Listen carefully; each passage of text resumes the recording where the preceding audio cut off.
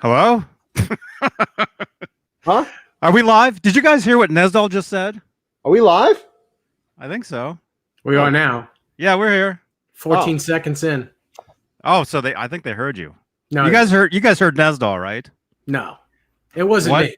1 second into this? No, it wasn't me. It didn't say live on my side yet at that time. Mm-hmm. I don't know. Were we live? No, I think so. Yeah. Did We're anyone here. see me reading my book? I think so, yeah.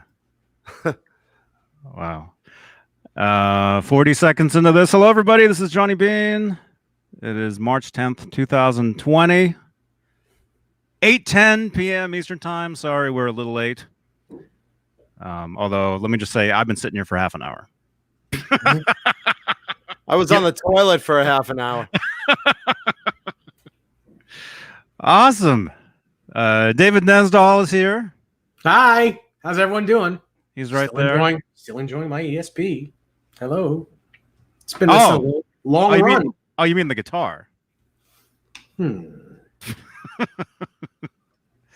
John Mancuda. Hey, everybody. Yeah, I'm enjoying my VD too, but they got a shot of penicillin for it. Wow. That's good. That's awesome. And before I forget, you guys, we got 50 people in here. Make sure to subscribe, click the bell, leave a thumbs up, and we're also live on Periscope. So if you're watching us, on Periscope, which is on Twitter, you can go to @JohnnyBeane on Twitter, and the video is right there. Make sure to leave some hearts, and make sure to follow over there as well. Yeah, if you're in a submarine and you're watching us through a Periscope, that's great. Yeah. Wait a second. Hang on. Up Periscope. I think there's a Periscope going up in my pants. Oh my gosh. Oh my god. Oh my God. Oh, wow. So yeah, hello everybody. Dwight Bailey, Bry the Sign Guy. Well, John, you like to do it. Can you read it? Let's see if I remember how to read. It was it was a long time since elementary school, but let's see. Bry the Sign Guy, Joe Hervey, Hugh Caldwell, R2R3 Locking Nut, Joseph D'Angelo, Chris Bevan, Michael Collings, Nightbot is in the house, David Scher, Thumbs Up Brother, John Bulware, Big Mo. Let's see. Jason McNamara. What guitar is that behind me? That is the Great White, the Shark guitar from Mark Kendall. If you look at that, I had that on the show months ago. But that's the BC Rich J Frog hybrid, shaped like a great white shark eating a leg. Shape of a great white shark. Form of a great white Form shark. of an ice dildo. Shape of some amphibious landing craft. Yeah, the incest of the Wonder Twins. Nice microphone in front of you, by the way. Looks just like mine without the little Without big the black echo thing on it. This is like Am I echoing? Yeah, you got to have the mic right on you, otherwise it picks up the room noise. Oh, This is like Bionic Ron Jeremy. It's just a big silver schlong right in front of me. Ron is a silver. Oh, silver and gold. All right, Let's see who else we got. Keep talking and shut up. Tim's Guitars, Kelly. Totally lost place of where we are. Lonnie Hoke, Cameron Brown. Hey, man. Hey, stop right there. Congratulations to Cameron Brown for becoming the newest Friedman amplifier in Dorsey. Nice. Right on. Well done, Cameron. Well done. Congratulations, Cameron. Nice. Let's see. Where do we leave off? Fruitcake Tony, Brendan Buttcheeks, Yostinator. Oh, excuse me, boys and girls. Dwight Bailey, Randall Fisher, and yes, Randall Fisher. That is the shark. Let's see who else we got. James Gum, how are you, man? Mark Dillon, Thomas Santiago, Bent Rosum. CHS Custom Guitars. Hey, brother. Hey now. Hey Craig. now. 6-string Brian. Craig. Fruitcake Brian. told me to decorate my mic like Mr. Potato Head with a mouth and eyes. If I do that, I'm gonna put a wig on it and just fuck it. I mean, Oh, I've always had this Mrs. Potato Head fantasy, you know. yuck. Hey, don't knock it till you try it. She's a cute looking dish, that Mrs. Potato Head. And after you're done, you can make potatoes au gratin on her. Just dump one on her face and she's potatoes au gratin. God. Crazy.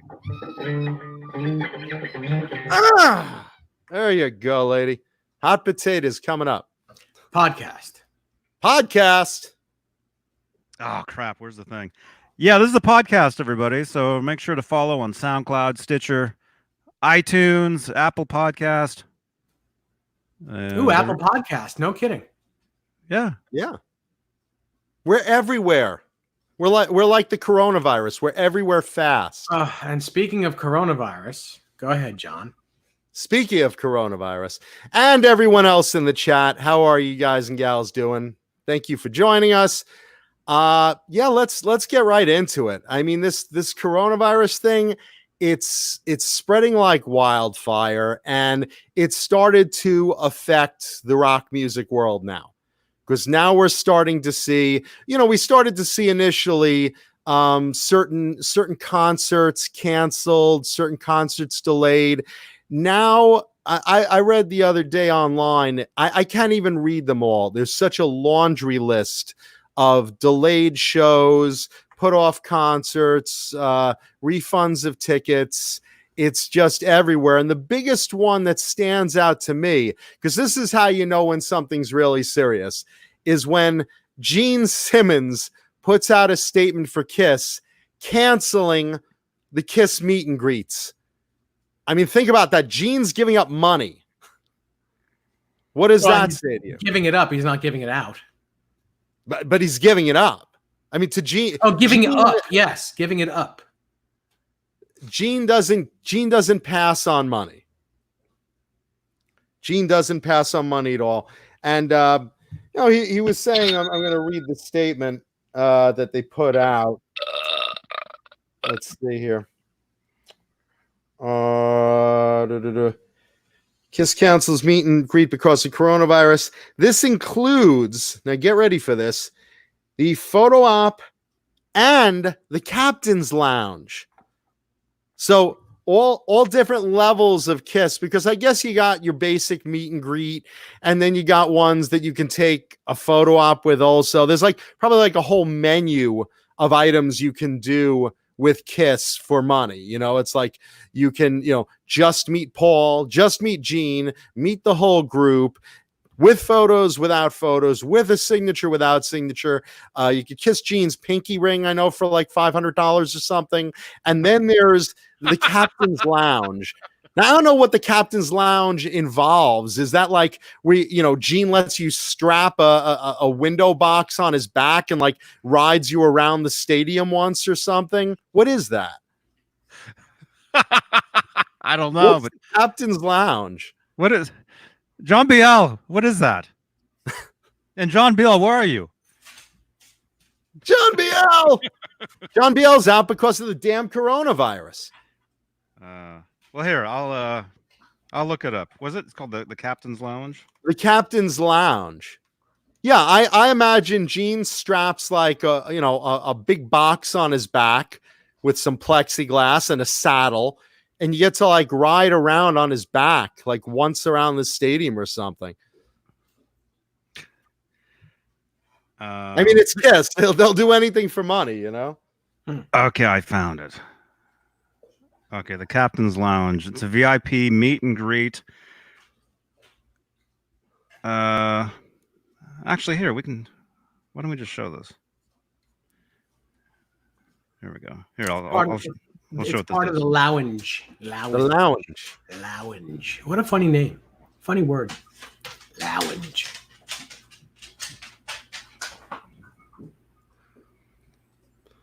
Okay. The gold VIP package.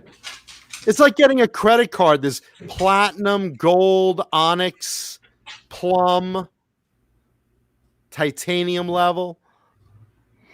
So what does the Captain's Lounge include, Johnny, when you go to a Kiss show? Well, it will not be offered at festivals or South American dates. That includes a personal photo opportunity with Kiss, exclusive access to the Kiss Army Captain's Hospitality Lounge, including VIP bar with wine, beer, and the Kiss End of the World signature cocktail. I don't know. End of the world signature cocktail. Hot and cold whores divorce. That sounds like a major hangover the next day, just in general. It sounds like Gene poisons you and takes your wallet. Jesus Christ.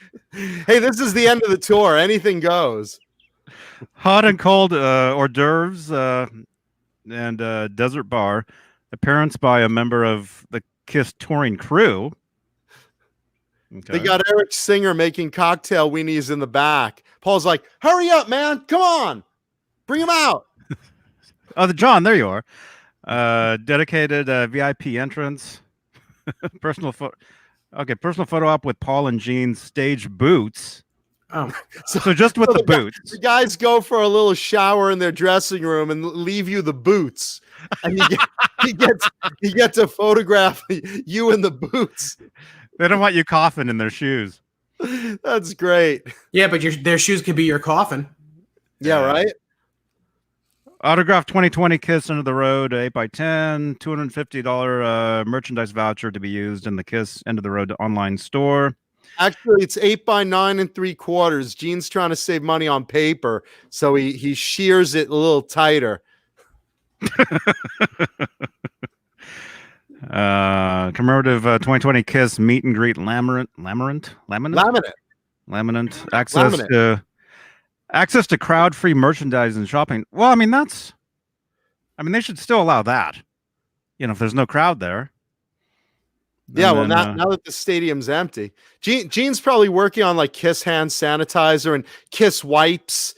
Every little wipe you pull out of the little tube has like a Kiss mask on it. So it's like either the star, the demon mask, the cat face, or the Ace Frehley mask. Mm. So stupid. That's an example of getting a photo op with their boots right there. With the boots.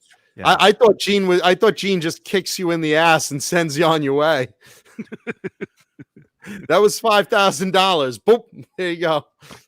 Here's a photo of my shoe up your ass.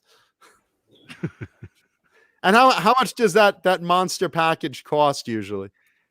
It looked like it's like $30,000. $12.50. I heard that monster package was only like 6 inches anyway. Oh, there's that demon cod piece. Shauna Marie. Hey, Shauna. So wait, when you say 12 what? 1,200? Yeah, $1,250. $1,250. So for $1,250, you're getting a little merch and you get the photograph with their shoes. Yeah, that makes sense to me. Yeah. Hey, why not? $1,200, I'll give you one of my guitars. Well, $1,200, you can have both my shoes. Jesus Christ. Does Gene wear a condom on his fist before he shoves it up your ass? Holy hell. And this is coming from a guy that's a Kiss fan. I'm a huge Kiss fan. But, keep in mind, with that said, there's a level. Look, I'll go to a Kiss concert. I'll buy a T-shirt. Maybe I'll buy the program or something. Maybe a hoodie. But come on, I'm not dropping $1,250 to photograph with their damn shoes. I mean, come on, that's crazy. I mean, listen, honestly, out of all the packages, it's not that bad considering some of the others that are out there. And we talked last week about that $10,000 a person window box. Yeah, that was crazy, man. It was insane. Yeah, but anyway, long story short, look at that. Different levels of packages: silver, gold, and what's the other one? Ultimate VIP. Let's see what that where they have Eric Singer give you a hand job. Okay, well let's look at all the different ones. Okay, for $750, $750. You get the okay, so it looks like the cap. Wait, is this the one we just looked at? No, Oh, this is a different one. so. No, You this is probably don't different. get all. Okay. What are you remodeling your kitchen back there? What is that like? Hey, Charlie, bring the fridge over this way. Let's put up those cabinets. The silverware goes in the corner, and the dishwasher. Move the dishwasher. Yeah, dishes breaking and silverware flying. The cat in the trash compactor. What's going on? Oh my goodness. Okay, so the package does not include a ticket. So none of these packages include a ticket to the show. Wait, it doesn't include a ticket? This package does not include a ticket. You must purchase a ticket to the show in order to attend this VIP experience. That's pretty great. So Silver. the ticket's separate. Okay. Kenko Dora, I'm a massive Kiss fan. I'm a huge, lifelong Kiss fan in all of their incarnations. But I still got to make fun of some of these meet and greet packages because I think it's just crazy. People spending that much money to like say hi for a second. You're not getting quality time with these people. You know, hey, come on in my dressing room. Let's shoot the shit for a while. We got vodka. We got some sandwiches. Let's just chill out. Boy, I'm glad everyone's gone. It's just you and me, John. Thanks, Paul. Yeah, you know, I dropped $1,250 for this. Yeah, that's a lot. That's a lot. So ask me anything you want. We got an hour. No, it's not like that. Yeah.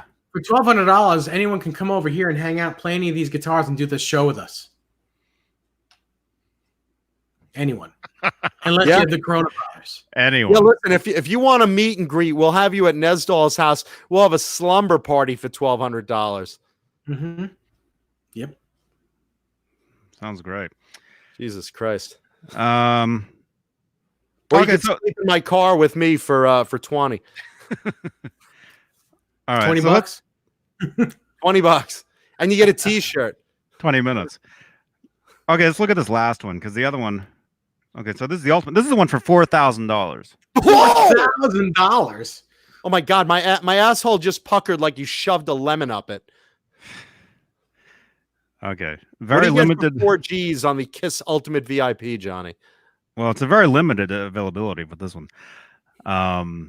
Ultimate Kiss Army Experience gives you access to the event, so you don't need to purchase a separate ticket to this.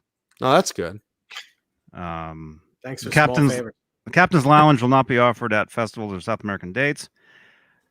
Okay, so it includes private backstage meet and greet with Kiss. There you go. That's what you want. Yeah, not for 4Gs. Personal photo opportunity with Kiss. Watch the whole show from the pit. The pit. What? Whose armpit? Was there a manhole cover Gene shoved you down? Right here. Right here. One of these. Yeah. What is it? Paul's armpit just goes over your face and you sit there and listen to me sing Black Diamond.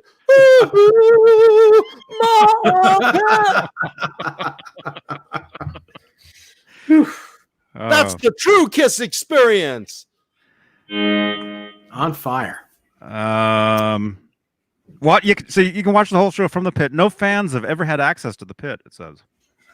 Yeah, because no one has $4,000 to spend on that. Backstage tour with your personal Kiss. What's that word? I don't know. You have a tour. Your tour will take you to areas that only the band and limited members of the crew can visit. Like Gene's crotch? Start out by stepping foot on the holy ground that is the Kiss stage. That's cool. That is cool. I'll give him that. That's cool. Sit on Eric's drum stool.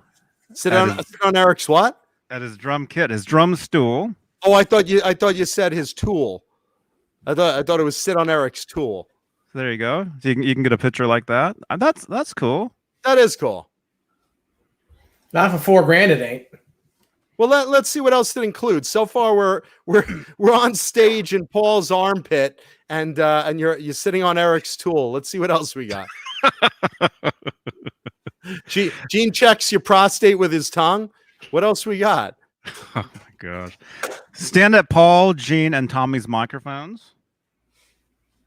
Okay. Okay. All right. Hold Paul's legendary cracked mirror guitar. Gene's classic axe bass and Tommy's signature Epiphone guitar. Oh. The funny thing is, Tommy's not using Epiphone guitars. He's using Gibson guitars. He's using 59 reissues. But is he using the Gibson brand ones or the Epi ones? No, he's using real Gibsons on the tour. He's not using Epis. I think you get to take a Q-tip and clean out Gene's foreskin. Oh, he's Jewish. He wouldn't have foreskin. Oh, that's true. There you go. Who in the band has foreskin? Tommy Thayer, right? He's not Jewish, is he? Who knows? Actually, you get a raffle ticket to win Gene's foreskin. It's got a little demon logo on it. This is horrible. Visit Kiss wardrobe, where you can see the band's outfits up close and try on the real Kiss boots. Wow. That's awesome. So let me get this straight. With this package, you get to try them on. With the other package, the lower package, you get to just take a photograph with them. Do they combine the two to save time? Like you get to hug the boots that someone else is in? I paid a little more than you, so just kiss my boots. Honestly, who cares about the boots? Who cares? A huge Kiss fan would. I have to say, there's some. Listen, I'm a huge Van Halen fan. I don't want to kiss Eddie's shoes. But there's some cool stuff. I have to say this ultimate VIP beat my meet or meet and greet or whatever it is. I have to say, I know it's 4Gs, but at least I could see them including some cool stuff. You're getting some photo ops with their instruments. You're getting to play with their costumes. You get to try on the boots. You get the meet and greet. I mean, there is some cool stuff in there. I mean, look, that's not a cheap fucking thing. But I think for a Kiss fan, some of that stuff is pretty neat to have that experience. I guess. Mm-hmm. Better than any other I've seen so far, I have to admit. Well, how about who's watching this in the chat? How many of you are like ultimate Kiss fans and would pay for one of these? I mean, I'm a huge Kiss fan. I'm not that enamored enough to drop 4Gs on the stuff. I've met Gene a few times and he's nice and all that. But I have to say, for that once in a lifetime thing, for 4Gs, maybe just once. I don't know, man. That's a lot of interesting stuff to play with if you have the money. I have to say that's one of the more interesting meet and greets. Mm-hmm. Let's see. Okay, I read that one. Along the way, we'll visit all areas of the Kiss production where you'll meet many members of the crew that keeps the Kiss machine going strong.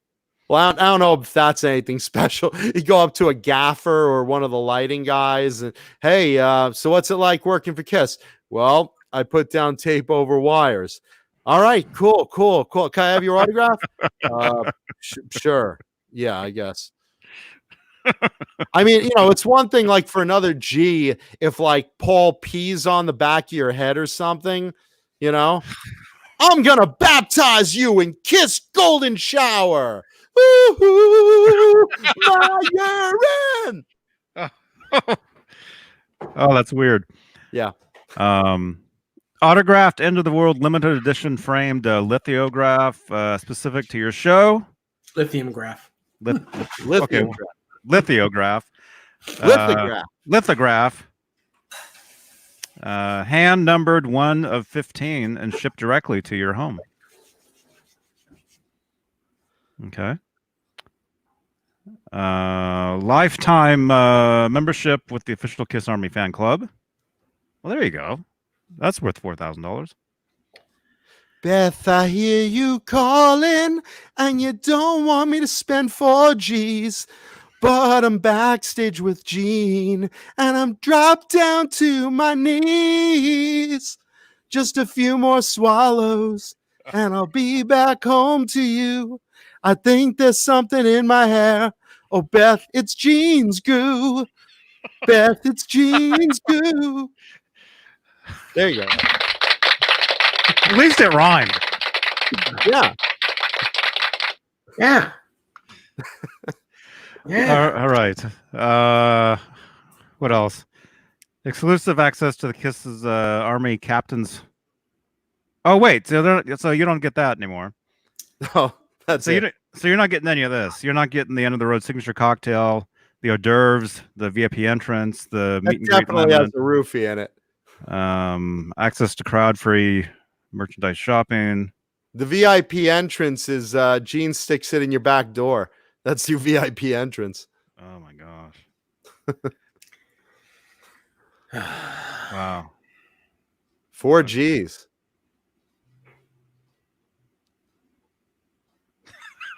Is there any more to that, or is that all you get? That's it. Does Paul paint you up with makeup? Or? See, look at that. You get to hang out with them. I don't know how much you get to hang out. I mean, you get to meet them, you know. I mean that's cool. Look, I mean, you know, it's cool to meet the guys, and it's. I think, look, it's a lot of money, 4Gs, but I have to say, they're giving you a lot of interesting experiences for that money. You know. Mm-hmm. I mean, if you compare it to other bands' meet and greets, you know, it's like $2,500. You get to meet the band and get a photo taken with them.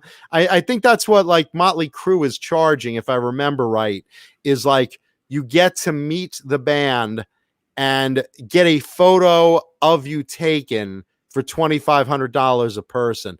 For 4Gs, I mean, that's a lot of interesting stuff, I have to say. Van Halen charged $1,000 when they were with Hagar. It's $1,000 for the meet and greet, and even with Sharon, it was $1,000 for the meet and greet, and you got to take a picture with Eddie's guitar, and you got to hang out with the band. That was a long while ago, though. How long? Like 90s? 98.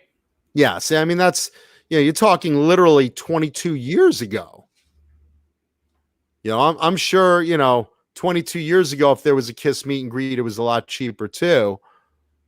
I'm just saying, look, I'm not a fan of these meet and greets. I'm not a fan of, you know, charging people big amounts of money for, you know, a quick little, you know, hello. I'm just saying for the money that you're spending right now, I just think that, you know, if you're going to do it once, probably some really interesting stuff in this ultimate VIP package that I haven't seen in a lot of other band stuff. And you know, Kiss fans, we're very into the merch and the costumes and the whole mystique and fun of it. And I think this is kind of a fun experience. Like I said, if you have the money, maybe consider it. I don't know. Although now with the coronavirus thing, you know, now they're not meeting the people. Boy, I tell you, if I had an extra $4,000, it wouldn't be good to see Kiss. It wouldn't be the meet and greet Kiss. But think about this. I mean, how old are Kiss now? They're 70? Nah, 70 something? Well, no, but that's the whole reason that they're stopping the meet and greets for that reason, is because of their age, and that, you know, the coronavirus affects older people. So Yeah, they said it affects people that are 60 and over. Kiss are definitely 60 and over. They're definitely over 60. Yeah. Let me see. Yeah, I think they're close to 70 if I'm right. Let me see. Paul Stanley is 68. Right? And Gene's a little older, right? Like 2 years older? I didn't realize they were. He's 70. That's what I thought. I'm telling you, make no mistake. These guys are like, I mean, they do a lot of athletic stuff. I mean, they're flying in the air on wires and stuff, and they're doing a lot of athletic stuff for a 70-year-old man, a 70-year-old Jewish man. I mean, that's a big thing. That's got to be one of the funniest things you've ever said in your career on this show. Wait, do that again. All the stupid stuff that you say, that shit was funny. Now Dave's going to review like everything else was stupid, garbage, crap. You're not funny. You think you are, but all the things you've said, man, is crap. But this time, yeah. No, but think about that. I mean, I can only imagine, one of my uncles, getting yanked up there, and Wake him up! Wake him up! Get me down! Oh, shit, that's funny. Yeah. Oh god. Well, anyway, so that's one thing that's getting nixed by the coronavirus. But keep in mind, a lot of concerts, not just the meet and greet stuff, cruises, like the rock and roll cruises are getting canceled left and right. Bret Michaels was talking the other day. He's got diabetes, and with that, he's got a compromised immune system. So that's a big deal too. If you think about it, because anyone with a compromised immune system is very vulnerable to that. So he's not doing a lot of things with meet and greets. He's not doing a lot of things with rock cruises. A lot of stuff is getting canceled in the UK. I know Enough's Enough had a tour that's now canceled. Tours in Italy and France and all over Europe getting canceled. I can only imagine if Vinnie Vincent is planning another little 20-person personal no cameras, I'm playing for 10 minutes quietly picnic where he's bringing potato salad. I can only imagine if that's gonna go on or not. Just think about that. Yeah, that was a lot in one breath. It's crazy. And yeah, it's not just the rock stuff. It's all kinds of stuff. It's sports. A lot of sporting events. Sporting events are doing without stadium audience. Game shows on TV. They just announced Jeopardy because Alex Trebek's immune system is now without a live audience because they don't want to risk him. Madonna's concert, for those who care. Justin Bieber's concert, for those who care. Just a lot of shows, concerts, events, appearances and the list is growing daily. So it makes me wonder, like, you have big summer tours coming up. You have the stadium tour, of course, with Poison and Def Leppard and Joan Jett and they just announced the Coachella Music Festival is not getting canceled, but it's going to be postponed. I think until at least later in the year, till like October or something. And what's the other concert like that? There's another one. Well, there's South by Southwest. There's so many. That was canceled. That was actually canceled. I was saying there's two major guitar shows in New York. One this month, one in April. They were both canceled. There's a lot. I'm wondering if Comic-Con is going to go on. I mean, I believe it will, but who knows? It's at the rate this thing is going. It's like, wow, it's really surprising. At what point will they have it under control? At what point will they have, certain quarantines and certain, medicines for it and whatnot. So you just don't know, but it's just so fast canceling concerts and events. And now it's, as hard rock fans and metal fans, it's starting to affect the shows that we're going to, Mm-hmm. I heard that they probably won't have any kind of medicine for it for at least a year.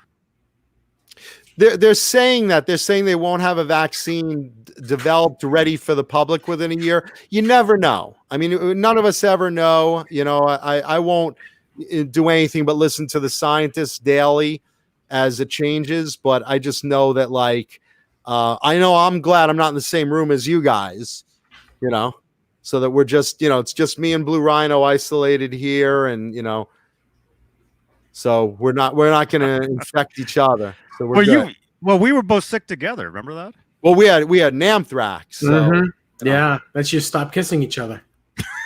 I was tonguing his ass. I mean, the kiss was only afterwards as a thank you.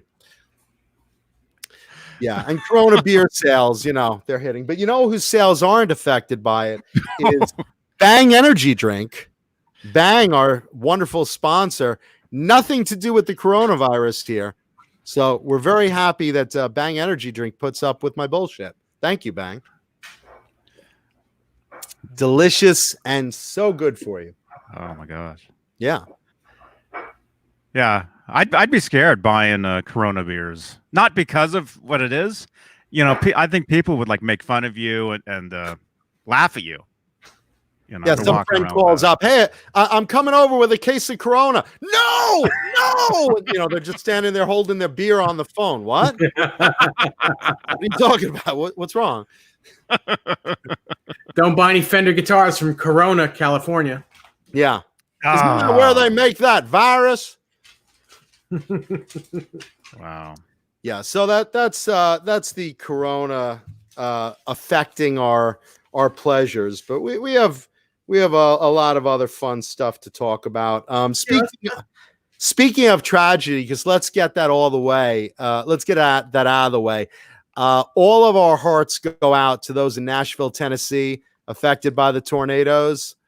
I'm sure you guys have seen on the news the famous photo now of the house that got its top half ripped off, but there's one wall standing, and on that wall in a guitar hanger is a Jackson guitar. Like literally just like the top part of the house is ripped off, but there's a wall with a Jackson guitar hanging on it that survived the tornado just like that. Was it at least a good one?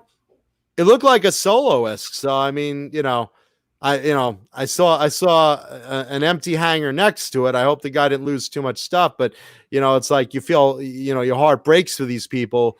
You lose everything in a tornado, but it's like mind blowing that, like, wow, that's an ad campaign waiting to happen. Jackson, stronger than a tornado. Rock you like a hurricane, something like that. But withstands the tornado. Yeah, but here's the silver lining. Gibson has stepped up and said, if you're a musician, if you lost a guitar in the tornadoes, contact us and tell us what you lost, and we will give you a Gibson. And they've been doing that. So kudos. Yeah, unfortunately, it's going to be one of those discontinued guitars that they were thinking, what the hell were we thinking by making it? I think, listen, whether it's a Les Paul, an SG, an Explorer, whatever they're giving out, they're giving away a lot of free guitars, and I'm going to tip my hat to them, man, because that's just really, really awesome of them to step up in a time of tragedy like that, Very, very cool of Gibson. Hey, Bozique. What's up, Bozique? Bozique. Everyone that's been coming in the chat as we've been going nuts. Yeah, so good for Gibson. Very, very cool. Speaking of Gibson, did you guys hear about that very rare Les Paul that was on Reverb recently and has been on a YouTube video of the rarest Les Paul made? Did you guys hear about this? No. Okay, so I think it was 1985. Aldo Nova, if you know Aldo Nova, did a lot of metal in the 80s, produced for Bon Jovi, or produced with Bon Jovi, I should say. Aldo had Gibson make him a custom Les Paul. With an Explorer headstock, correct? With an Explorer banana headstock. And what it was is he had like about 12 made, and out of those 12, he picked the one he liked. And then a lot of the others were bought up by Rick Nielsen of Cheap Trick, who now also plays one here and there. And it's very hard to find one of these things. Well, one of these things showed up for like 9 and change on Reverb, and a collector bought it, and he did a YouTube video on it showing it off. It's ugly in my opinion, but I guess your taste may vary. But it's very cool seeing something that only like a handful were made as an artist's guitar, and another artist like Rick Nielsen like scoops up the rest of them. And then, you know, you get one that falls into a collector's hands and he's like super excited about it, like, you know, jizzing all over it. I agree. I love that guitar, especially if it's on a Sunburst Les Paul like Rick Nielsen's was or is. It is. And the reason why Rick likes it so much is because he's an explorer guy and a Les Paul guy. So it's both in one. And that's why he has one. He has more than one. Are you sure there's more than one of those guitars? Yeah, that's a great cool guitar. He has a few of those. He apparently bought up other ones. I guess. Oh, it's almost $10,000, not $900. It's almost $10,000. No, I said 9 and change. I meant 9,000 and change. Was it like 9,800 or something? How much was it, John? 9,400. Okay. Yeah, 9 and change. That's why I said. Yeah, and that one's on a 59 Les Paul body.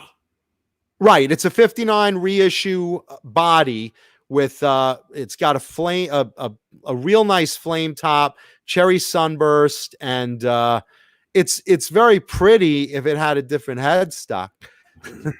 Nope, I think it's great just the way it is. You like it with that headstock, Dave? I do. I really do. I'd own one of those if I had the dough. I like the headstock. If it had a different body, I think it'd be cooler.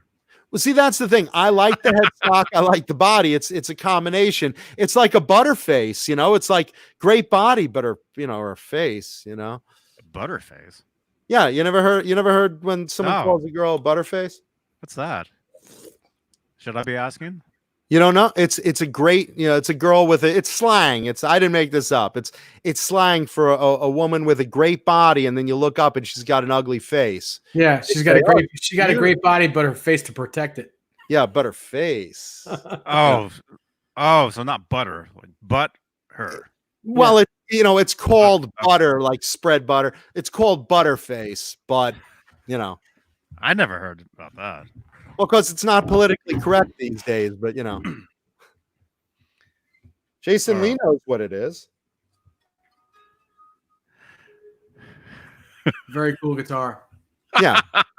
So that's the thing. It's a great headstock. It's a great body. The together of them, I don't know. Yeah. I don't like them together. I like them separate. Which is good because Gibson headstocks break off all the time, so you're golden. I'd do it. There you go. I'd throw it a bone. You'll have to throw it a bone with that. And you know, there's another variation. There's Joe Bonamessa had something similar made. I forgot what he called it. It was like a Bonnie something, but it was 100 of them made. A butterface? Yeah. No. What is it? A butterface? No.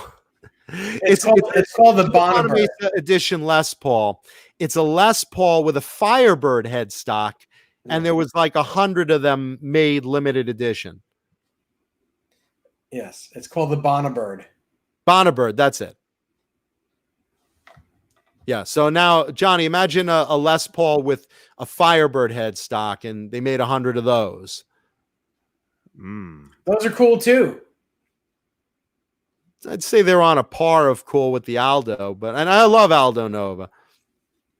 I just don't know if I don't know, something about the combination just doesn't. No, that does it for me, man. That's cool. That's really cool. It's neat. Pick your own adjective. Yeah, it's a taste. Shauna Marie sings says she likes that you'll throw it a bone. Thank you, Shauna. I'd throw it a bone. Nobody better lay a finger on my butterface. Let's see what else we got. Did you guys happen to catch Did you guys happen to catch the new Ozzy Osbourne video? I know I've been talking about Ozzy the last 2 weeks, but I really am I enjoying. saw that you posted it. Huh? I saw that you posted it. I posted it on Facebook. If you guys haven't seen it, go on my Facebook account later on, look on my feed, and a new video was dropped today. It's Ozzy Osbourne's Ordinary Man video. And I already like the song. You know, it's Ozzy with Elton John. And the video is very powerful. It's very well done. It's emotional. It's very deep. And I loved it. I mean, I got choked up during part of it. You know, it's basically Ozzy Osbourne today sitting in a theater, like a home theater screening room, and he's in the dark watching this film, basically a summary of his life from his childhood. You see him as a little kid with his parents, and he's running around as a little kid. And then you see later on he's a teenager, and then he joined up with Black Sabbath, and they feature a lot of, you know, footage with Sabbath, and you see his Sabbath days. And then you see, you know, Ozzy embarking on his solo career. And you get, you know, you see, they flash back to Ozzy's face as you watch his emotions as he's, you know, watching this, and he does this, and he kind of looks here, and you kind of seeing his facial expressions. And when you get to the part where he's watching footage of him and Randy Rhoads, you just see him get choked up and kind of put his hands over his eyes, and, you know, kind of, you could just see him getting very emotional, and it just chokes you up. If you don't shed a tear, you're a monster. So, and then it goes on, you know, it shows his other, you know, his other albums going on, you know, the ones, you know, he did after Randy, the ones he did with Jay. What the hell was that? Voicemail. Oh, good timing. Anyway, yeah, then you see like his albums with Jake. You see Bark at the Moon. You see Ultimate Sin. But what's conspicuously absent in all that footage of Ozzy reviewing his career and all his former bandmates and images of him playing live with all his other guitarists, not one image of Jake E. Lee. Not one.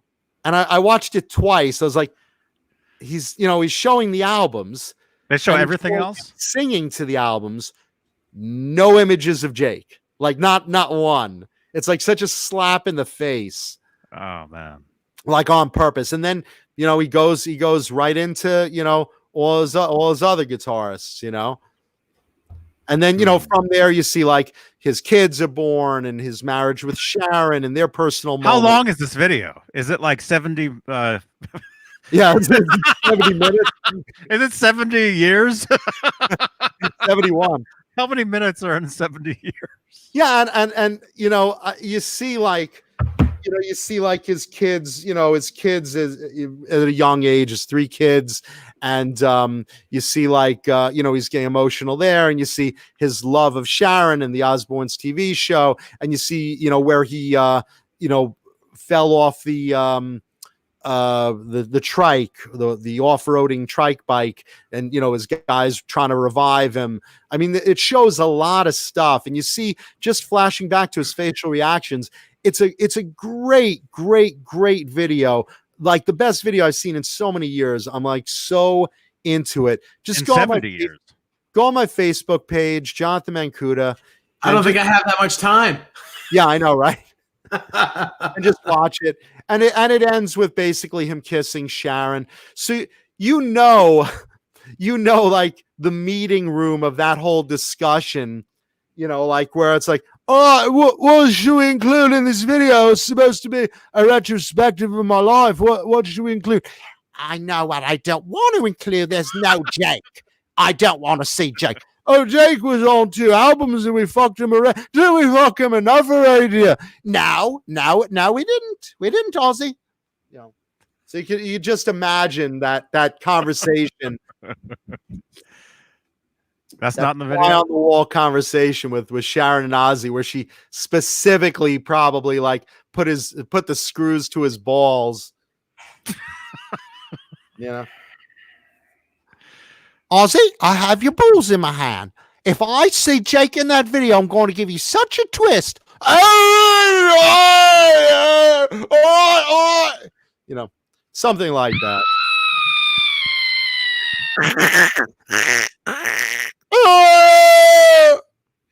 You know, with that microphone, you become very distorted. You got to watch what you say. I become distorted? Yes, if you get that close to it and scream like that, yeah, you're very distorted. Oh! Is that better? No, it sounds like this. I sound great. I should join a band. What is the sound of Ozzy's balls in Sharon's gripped hand twisting? What is that sound?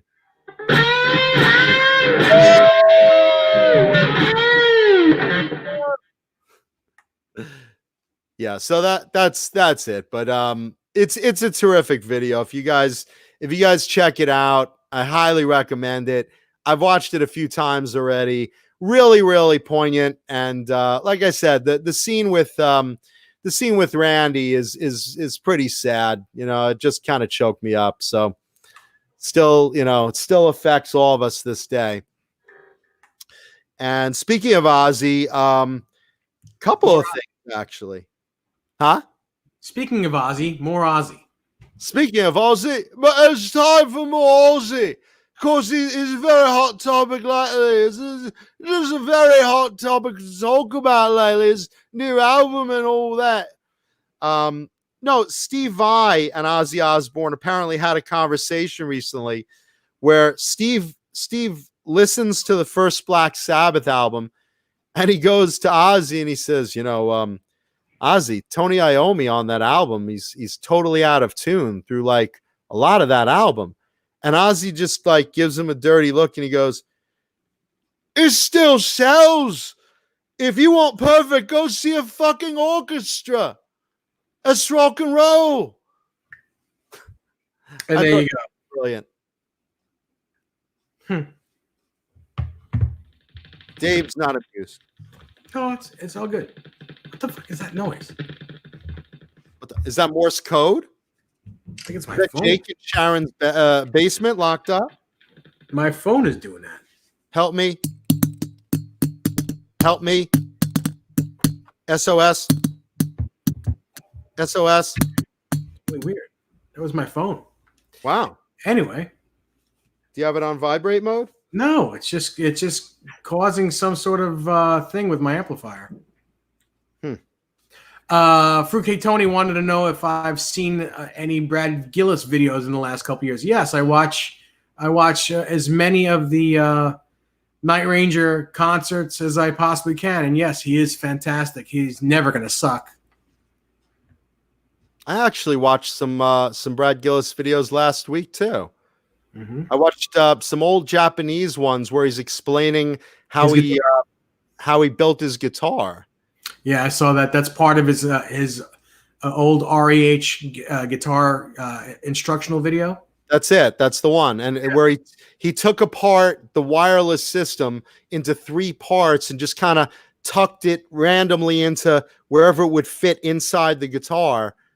And then you had that long antenna that was on the outside.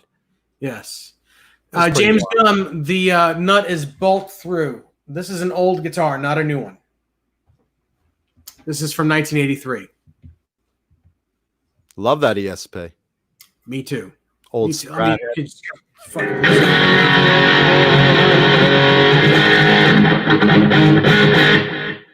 just really cool, really great. It's a great one. Great feeling guitar. This is a guitar that I'm sure you'd love to own, John. I'm not into basic black, but I think the guitar itself is awesome. So there. So I'll own it instead. And you do, but I like the black with the maple. Yeah. That's a dirty maple. Love that. John Bulwer wants to know, do I have any Lita Ford guitars when she was with BC Rich, which she still plays her BC Riches? I actually met Lita one NAMM to discuss it with her if she'd sell me one of her old BCs. It's very hard for her because she was very personal with Bernie Rico. And you know, the thing about it is, yeah, no, Bernie was like a father to her because she was never, you know, she, you know, they supported her early on in her career, and she offered me one backup to her red Warlock with the skeleton, and it wasn't one she used a lot, so I really I didn't have an interest in it. I was more interested in either her purple bitch or her yellow mockingbird, and she wasn't willing to sell those. So, huh? That's the one I remember, the yellow mockingbird. The yellow mock with Lita Ford. I saw that years ago in a Hard Rock Cafe, and I just love the fucking thing. I own a yellow mockingbird now, but not one of hers, or not hers. But no, I don't own a Lita Ford guitar. I'd be happy to if down the line she wants to part with another one. But she's cool. I mean, she's Lita Ford. God bless her. Let's see. Someone asked about King Diamond. I talked about them one episode earlier last year. I talked about King Diamond. I'm not a huge fan in general. You know, his vocals are a little high for me, but I have to admit I love the Abigail album. I think that's just a terrific album, and I like the guitar work on them. But you know, again, it's all individual taste. You know, I just think his vocals are a little high for me overall. But yeah, Abigail I thought was a terrific album. It's a concept album, which I also like. So that one won my heart over big time. All right. Let's see what else do I want to talk about. Oh, this is interesting. So Kirk Douglas died a couple weeks back, 2 weeks back. And, you know, his son, Michael Douglas, was surprised that his $61 million fortune, almost all of it went to charity. And, you know, again, he wasn't complaining or anything, you know, he has his own money, but it was just, you know, a bit surprising to a lot of people that Kirk Douglas left his entire fortune rather than to his family. Well, Ozzy and Sharon Osbourne spoke off pretty straightforward on this, letting the world know that anything of their own family fortune is staying in the family. Ozzy's likeness, Ozzy's rights, Ozzy's money, anything that Ozzy and Sharon have made is only going to their children. So they've put their line in the sand right there. She said, you know, look, everyone's different and everyone does different things, but I want my kids to wear off of all of our money. Ozzy worked very hard for it, and that's all right. And everyone just has a different idea of what to do. And you know, look, that's fair. I just thought it was interesting that it's like very out in the open now that they're, you know, Jack and Amy and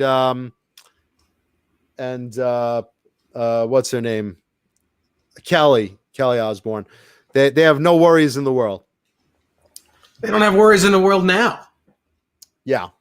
Well, they don't have to worry about the family fortune being yanked from under them. I can't blame them, honestly. I mean, look, I'm all for charity work. I've done charity work, but I got to admit, you do want to take care of your kids, your close friends, certain relatives, people, you know, in your life. You know, when you leave this earth, you want to do things like that, you know?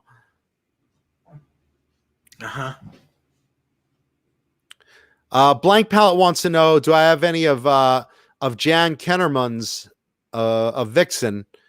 Do I have any of her guitars? I don't, and I was a fan of hers, and I met her a few times. I wish I did. I would have loved her Vixen logo guitar. I think most of those are in her family. I don't know if it was her sister or her mother, but a lot of her guitars went to her family after she passed away. I love Vixen. I'm a huge Vixen fan, and she was a great guitarist. You know, but that's what I have to say on that. Hugh Caldwell wants to know if I'm a fan of the band Tokyo Blade. I haven't listened to them. I'm open to listening to them.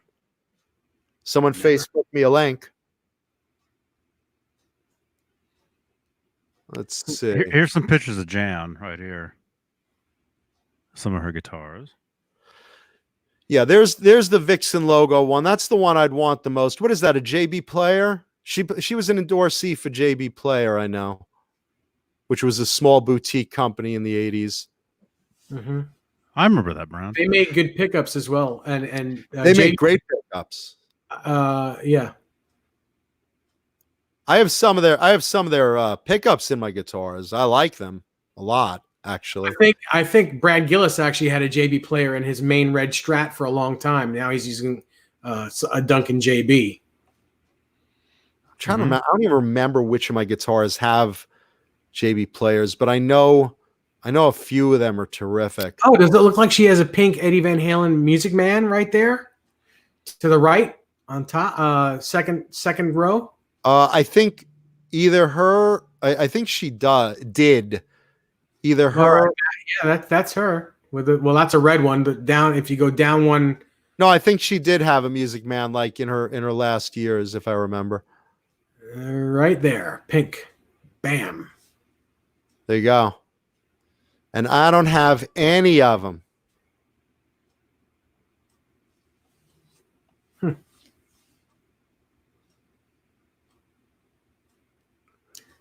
Podcast. Yeah, so that's Jan, and we, rest in peace, because she was a nice person too. Very, very pretty girl and a great player. Yeah, and an old friend of mine, actually, who's been watching the videos lately. Joe, are you in here, man? He actually got to meet Vixen several times back in late 80s, early 90s. And every time he met them, they remembered him. So that's pretty cool. Panacea 151. You're right. I keep mixing up JB Player with JP Marks. Brad Gillis used JP Marks pickups, not JB Player. Sorry. Am I mixing up JP Marks? Because I think I am too. JB Player is the guitar she plays. Guitar, yes, and JP Marks is the pickup. You're right. I'm sorry. It's just so much to remember. I've forgotten more than I know. So many lies you got to back of. A tangled web of Nestor lies. Yeah, no, Gene Simmons is my uncle. Yeah. The biggest lie is that I like both of you guys. Jim Nicholas says Vixen was in the Hard Bodies movie. Is that true? I remember that movie, Hard Bodies, in the 80s. I never saw it. Huh. Should I Google that? Wait, was it PJ? Wait, PJ Marks. PJ Marks. PJ Marks and JB Player. Okay, got it. PJ Marks? Brad Gillis, artist, model, humbucker. PJ Marks. Okay, PJ Marks. Not anymore, though. Not as of right now. He's using Duncan JB in his main red Strats. That's interesting. Yeah, so that's the story of Listen, the only reason I know that is because he just did an interview like last week with another guy before a show, Night Ranger show. It's on YouTube, and he said what was in his guitar. And that's what it was? Yeah, it's a JB. That's very cool. Yeah, Brad's just an incredible fucking player. I mean, goes without saying. Mm-hmm. I saw him. Well, he lives in the area here. I saw him at a small club playing his actual, red guitar. I was like right up in front of him watching him play it, and that's pretty cool. He's got actually a few of those. He's got like 2 other replicas of it too. Well, yeah, I mean they're not really replicas. They're Fernandez made him pretty much the same kind of guitar, but there's only one 62 Strat that's painted red that he had for all those years, and he's using that for half the show, and then he's using one of the Fernandez's for the other half of the show. By the way, Halface endorses HR Puffin Stuff pickups, which are terrific. They give you that real creepy tone. HR Puffin Stuff. Where the fuck are your parents? What are you doing here alone on this island? Why is there flute up your ass? That's nasty. Hey, I didn't make this show. That show was by someone on acid. You know it. When Sid and Marty Krofft did HR Puffin Stuff, there's a show that was like totally on acid. Yeah. Let's see what else we got. I saw Vixen a couple of years ago. They're still terrific. I mean, they're really in fine form. Mm-hmm. So if you get a chance, they still play around. They're great. Mm-hmm. Gina Tagliente from Massapequa. That's who replaced Jan?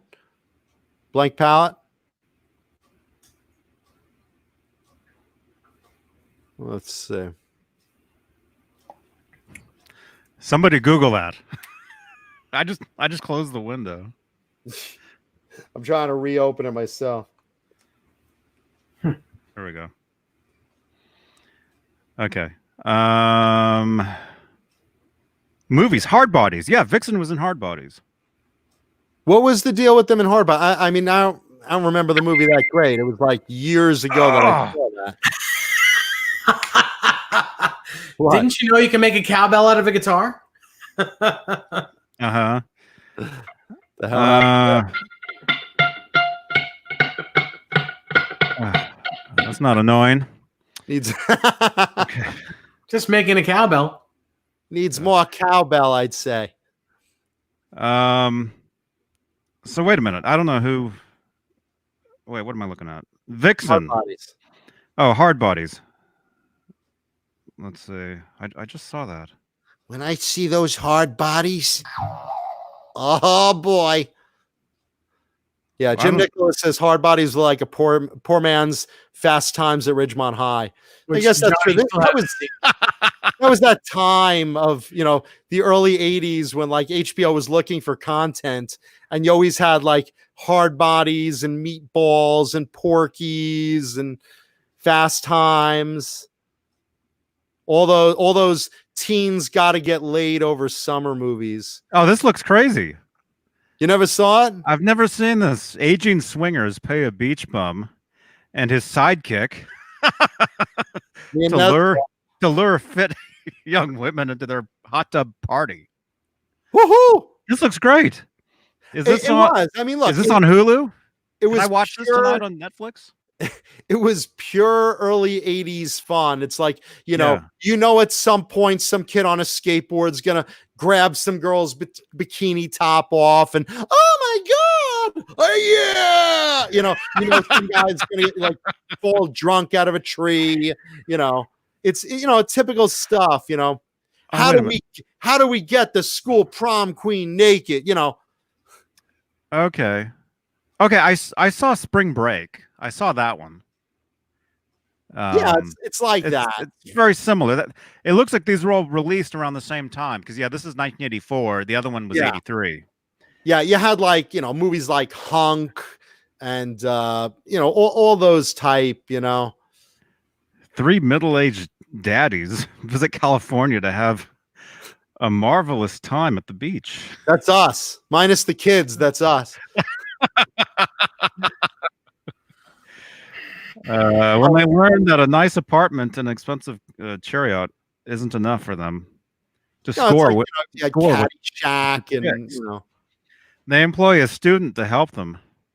At first, he's as disgusted of them and his job. What?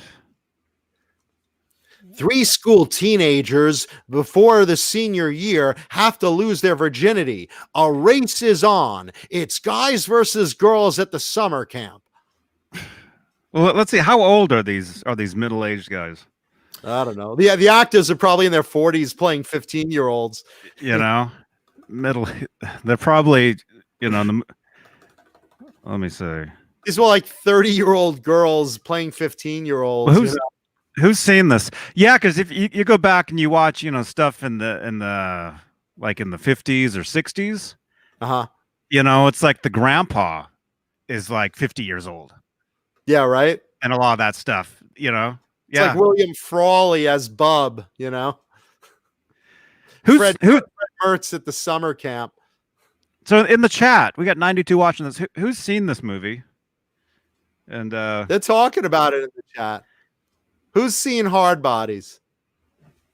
I've never It's seen like this, but it was like Summer Camp Nightmare and oh, So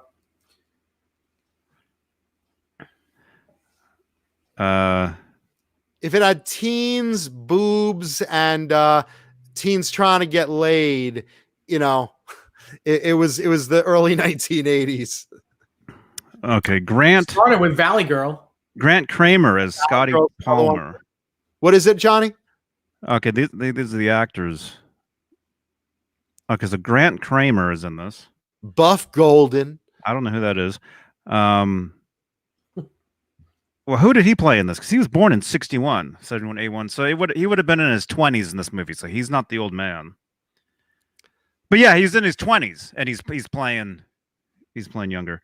Yeah, Quentin James brings up Phoebe Cates coming out of the swimming pool. Fast Times at Ridgemont High. That was probably the ultimate teen movie summer scene. Phoebe Cates coming out of that pool, taking off her bikini. The movie Hard Bodies was originally made for broadcast on the Playboy channel. That makes sense. Well, it had a lot of toplessness. All of those movies had like tits everywhere. Rodney Dangerfield, Back to School, Caddyshack. Hey, everybody, we're gonna get laid. Oh, Caddyshack. That's a classic, man. That's anything with Bill Murray. Wow. Okay, I'm gonna have to remember this. I'm gonna have to watch this movie. This looks. It's funny. I mean, look, it's campy, it's cheesy. It's a typical early '80s teens got to get laid movie. It's fun though. Yeah, and if you're just tuning in, the reason we're talking about this is because the band Vixen was in this movie. Oh, Dan of New Jersey brings up Animal House. There's another one. Classic stuff. Airplane was another, another highbrow comedy. Oh yeah, the Airplane's great, man. Airplane series, that was fun. It wasn't teenage like the others, but it's in that family anyway. Hot Dog. Oh, we're losing Dave. Revenge of the Nerds. What? Huh? Nerd Halen. Blank Palette says he met Phoebe Cates and her kids. That's kind of depressing. Like you go up to her kids and you're like, "Hey, did you breastfeed?" Okay, wait a minute. Okay, so there's a band. Okay, here we go. Here's why we're talking about this. I should probably be showing this. So there's a band in the movie. So it's not Vixen, but the guitar player in Vixen was in the movie, in the band. Hey, Tessie. Hey, Tessie. Tessie Switch. What's happening? Okay, so the band was called Diaper Rash. Oh, I've had that before. And look, there's Jan, lead guitarist. Oh, Janet Gardner. Now, Janet Gardner and Jan Kurmund. So two. Oh, wait, so the lead singer and the guitarist. Maybe that is Vixen. Maybe Donner and Blitzen. The band. Maybe that is the whole band as the band as Diaper Rash. The bass player is what's her name? Sharon? I don't know. Pia Maya Oko. Is that Steve Vai's wife? Is that her maiden name? Pia, yes. Okay. So she was originally in Vixen at one point. Oh, the one those guitars are named after. Yes. The Pia. Okay. So she was also in a band called Diaper Rash. So basically, it's a version of Vixen as Diaper Rash. There you go. That's very funny. There we go. It's Vixen starring as Diaper Rash. That's awesome. Nice. I gotta see this movie now. I got to re-see that movie now. I gotta watch this.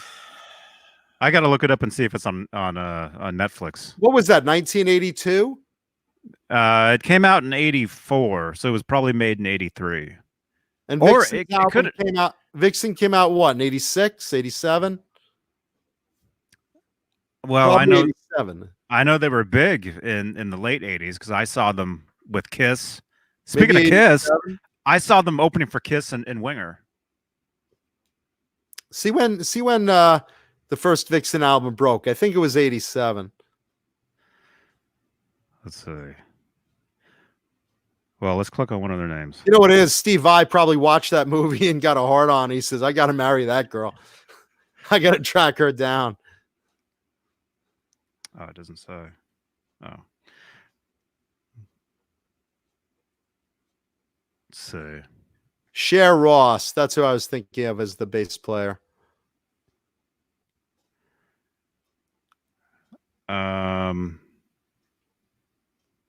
What am I looking up? I can't remember. Willie Stetson. Oh, Yeah, Vi- just oh, slide when did What Vixen? year did Vixen first album come out? I thought it was 87. Let me see.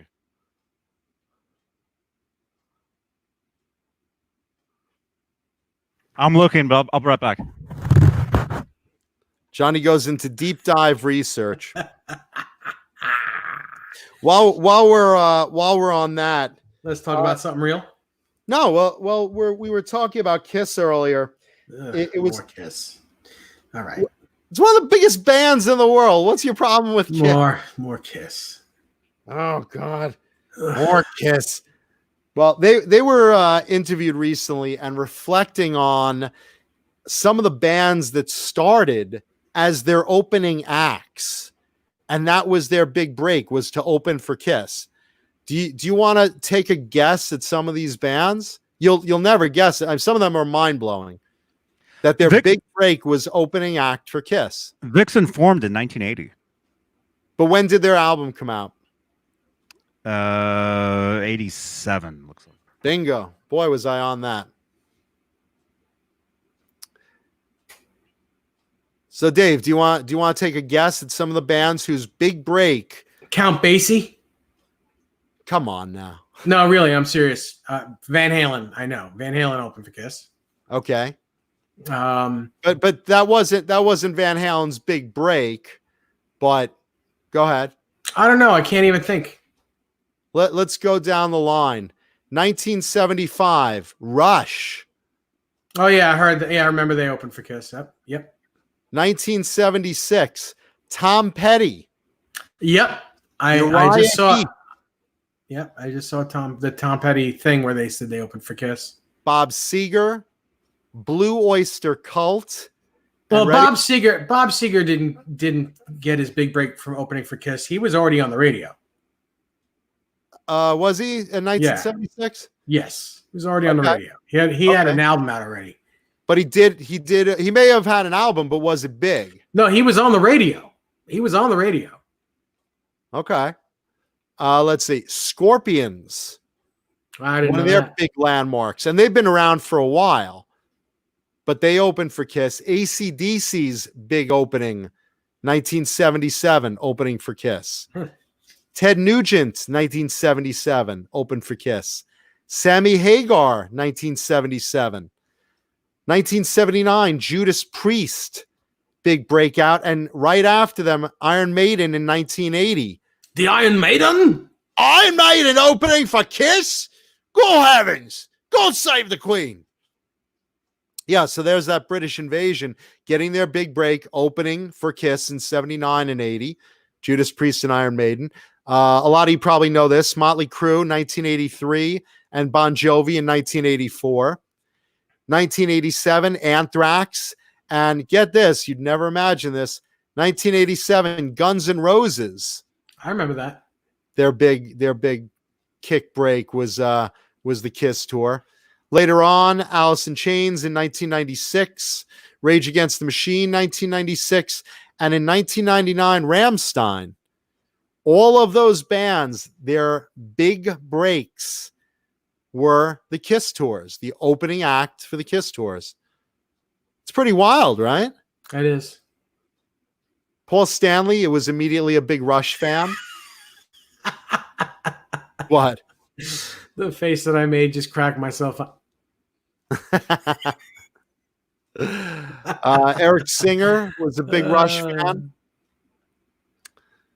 Let's see. Everyone seemed to really like Rush and AC/DC. Were the two favorites. And apparently John Cougar Mellencamp at one point too. That's wild. So a lot of these guys got their big break opening act for Kiss. C-O-C-K in the USA. C-O-C-K in the USA. Sorry. There you go. Brought to you by 50 Ways to Eat Cock, the delicious cookbook of your girlfriend. 50 Ways to Eat Cock. Yummy.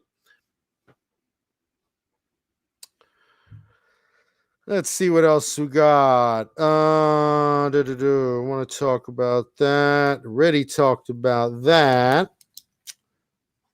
This is an interesting one. Speaking of interesting people opening into interesting acts. So Tony Iommi of Black Sabbath was interviewed recently. And he was discussing when Ozzy left the band and then came back. And then Dio came in. So when Ronnie James Dio first left Black Sabbath, this is going to blow your mind. Who were their first and second choices to replace them? Who was the first choice after Dio? Sammy Hagar. No, not a bad guess, though. Guess again. Their Their first choice after Dio left. What's his name from Aerosmith? Which, Tyler? Yes. Nah, he was too big. Oh, I don't know. David Coverdale of Whitesnake. Oh, well, that makes sense. And get this, Coverdale would have taken the gig, but he literally had just formed Whitesnake. And he said, why didn't you ask me a couple weeks ago? I literally just formed this band. Mm-hmm. And he thought about it, and he thought about taking the Sabbath gig, but he's like, you know what? I'm just going to stick with the guys I just put together. I'm going to try that out. So he turned it down. So who was waiting in the wings trying to get the gig and came very close to getting the Sabbath gig after Dio? This is going to blow your mind. I don't know. Huh? Is Johnny flown around? Johnny, you have a guess? He's the one that's changing the thing for us. I'm here. Do you have a guess? What was the question again? So after Ozzy left the second time of Black Sabbath, Ronnie James Dio stepped in. After Ronnie James Dio left, they tried to get David Coverdale as the new singer of Black Sabbath. When Coverdale turned down the gig because he just formed Whitesnake, who was it that almost came within a pubic hair's breadth of getting the gig as the new Black Sabbath singer? Is it somebody that I would know? You'd know it. He's a public figure, had his own successful career, but not in metal. Okay, I'm gonna go with I saw somebody say something on here. Michael Bolton. It is indeed Michael Bolton. Is that crazy? When a man loves two women. How crazy is that? How can we be lovers? Stick it in my rear end. Oh my God. How crazy is that? Michael Bolton almost became the singer of Black Sabbath. It eventually went to Ian Gillan, but doesn't that blow your mind? I did not know that until recently. Well, I mean, he's a good singer.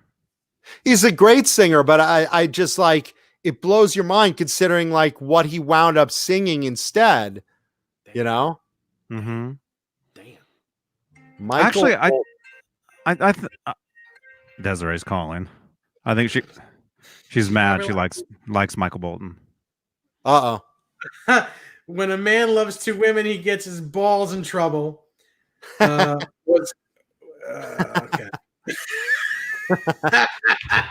That's right. Can't let that one slip.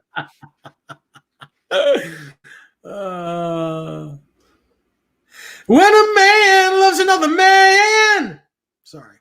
Oh no. Not that there's anything wrong with that. Thank you, Metal Soda. Yeah, that's Mark Kendall's shark guitar. Oh, John Boulware, Kentucky Fried Movie. Absolutely, I remember that. I said John Boulware. Yes, I remember Kentucky Fried Movie. That was terrific. You know what? You know what's interesting? I made friends recently with the producer of. Do you remember a movie called Amazon Women on the Moon? Yep. That was another classic 80s movie that You going to star in his next film? I wish he was doing more films. He's not doing any more films. No, he's not. He's quietly retired. Sweetheart of a guy, though. Let's see. Yeah, so Michael Bolton almost took Ian Gillan's job. So isn't that funny? Think about that. Ozzy Osbourne, Ronnie James Dio, and Michael Bolton. Go put those together. Let's see what time we got. Are we mid-show right now, Johnny? We're mid-show, right? Mid-show. We've got like 20 minutes left. What are you talking about? It's 9:35. Oh, I want to do 3 hours tonight. What do you? We do 3 hours on Tuesdays. Well, you enjoy yourselves. All right. We'll continue on a little later, but at this point, I think it's time for show and tell. What do you think? Sounds good. Sounds good. Sounds good to me. And yeah, I could see Michael Bolton being a hard rock singer. Well, he probably was. He doesn't look like that anymore. He probably was. I'm just surprised to hear that name in that mix. You don't think of, Michael Bolton doing that type of material, that hard stuff, He looks more like me now. Well, he's a good-looking guy, right? I wasn't making a joke. He literally looks more like I do now than he did with that. He doesn't look like that anymore. So you're saying he looks terrible? Well, to you, I look terrible. I don't really, I think that I think I'm pretty handsome. I'm tempted to fuck you right now. I've got a good-looking woman with me. Shower earlier. I've got a good-looking lady with me, so I'm not complaining. I won't complain about Desiree's taste. I'm just saying, I'm jealous. So wait a minute. No, but he was considered good looking back then. Jason Lee says Kenny G almost joined Black Sabbath too. Yeah, and they were considering Chuck Mangione as well, probably. Oh yeah, that guy. Yeah, that guy's. Yeah, Hugh Caldwell. Apparently, Bolton was in a metal band early on, and that's where they. That's why he grew his hair. That's why he grew his hair. That's where they tapped him. And let's see. This is interesting. Halface says Bruce Kulick was in that band also, was he? I didn't know that. I did not know that. Thank you, Shona. Anyway, show and tell guitar today. This is an interesting one because I don't usually break out more traditional guitars. A lot of my guitars are more flashy and more of the Jackson Charvel BC Rich type than the Fender Gibson type. There you go. Yeah, look at that. Michael Bolton early on. Look at that.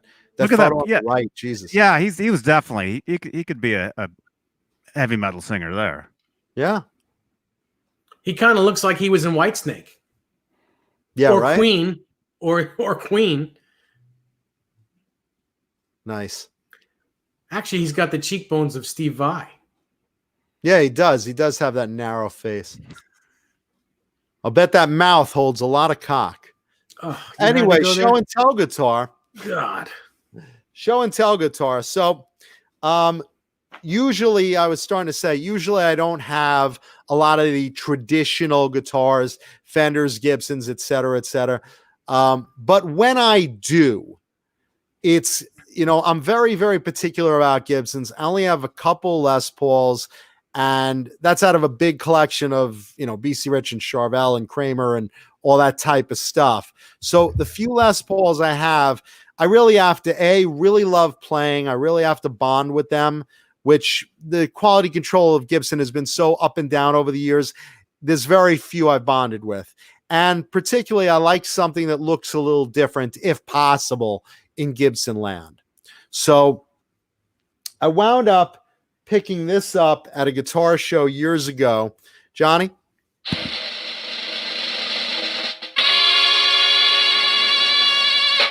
Now look at that bad boy. Oh, it's red. It's not even just red. This is like a red version of a gold top. It's kind of a candy, but like in a subtle way. If you look at that, it's kind of got the finish of a gold top if a gold top was red. So it's kind of like that frosty red. This is a 1989 Gibson Les Paul Standard, which is when Gibson came back to own the company from Norland. Norland sold it, I believe, in 87 back to the Gibson company. And they started making a bit more of a standard quality guitar. I just fell in love with this thing at a show. I love the color, and I picked it up, and I immediately bonded with the playability of it and the sound of it, and I just loved it. So I bought it on the spot. This is one of only 4 Les Pauls I own. And that's killer. I'd own that. Huh? I'd own that guitar. I'd eat that pussy. Yeah. No, so this is a 1989 Gibson Standard Les Paul in sort of I want to say a candy apple red, but again, it's got that quality of a gold top in that frosted, subtle metallic of the paint. And as you can see, it's got some beautiful wear on the back, especially right here. Yeah, someone had that hung really low. Yeah, their dick was definitely rubbing it. But I that's one thing I like about Gibsons. I like them really played in. I like them broken in. I like to see chips. I like to see scratches and ring marks. I have a 78 that's probably my favorite one that I just played to death, and it's been played to death too. And I really love how when they're broken in, they just get so good. If you have a good one to start with. Let's see. I'm trying to remember which pickups are in this. If they're Tim Shaw's or T-tops. No, they're not T-tops. It's too young. Too young. Those are probably 498s. Gibson 498 T's probably. Probably the bridge is a 500 T and the neck is a 498 T. For an 89? Mm-hmm. Yep. Why am I thinking they're Tim Shaw's? Or maybe I'm confusing it with one of my other ones. I know particularly my 78 has Burst Bucker Pros because then they had to been put in there after that. I mean, recently. The Burst Buckers, you're saying? Yeah, the Burst Buckers didn't come out.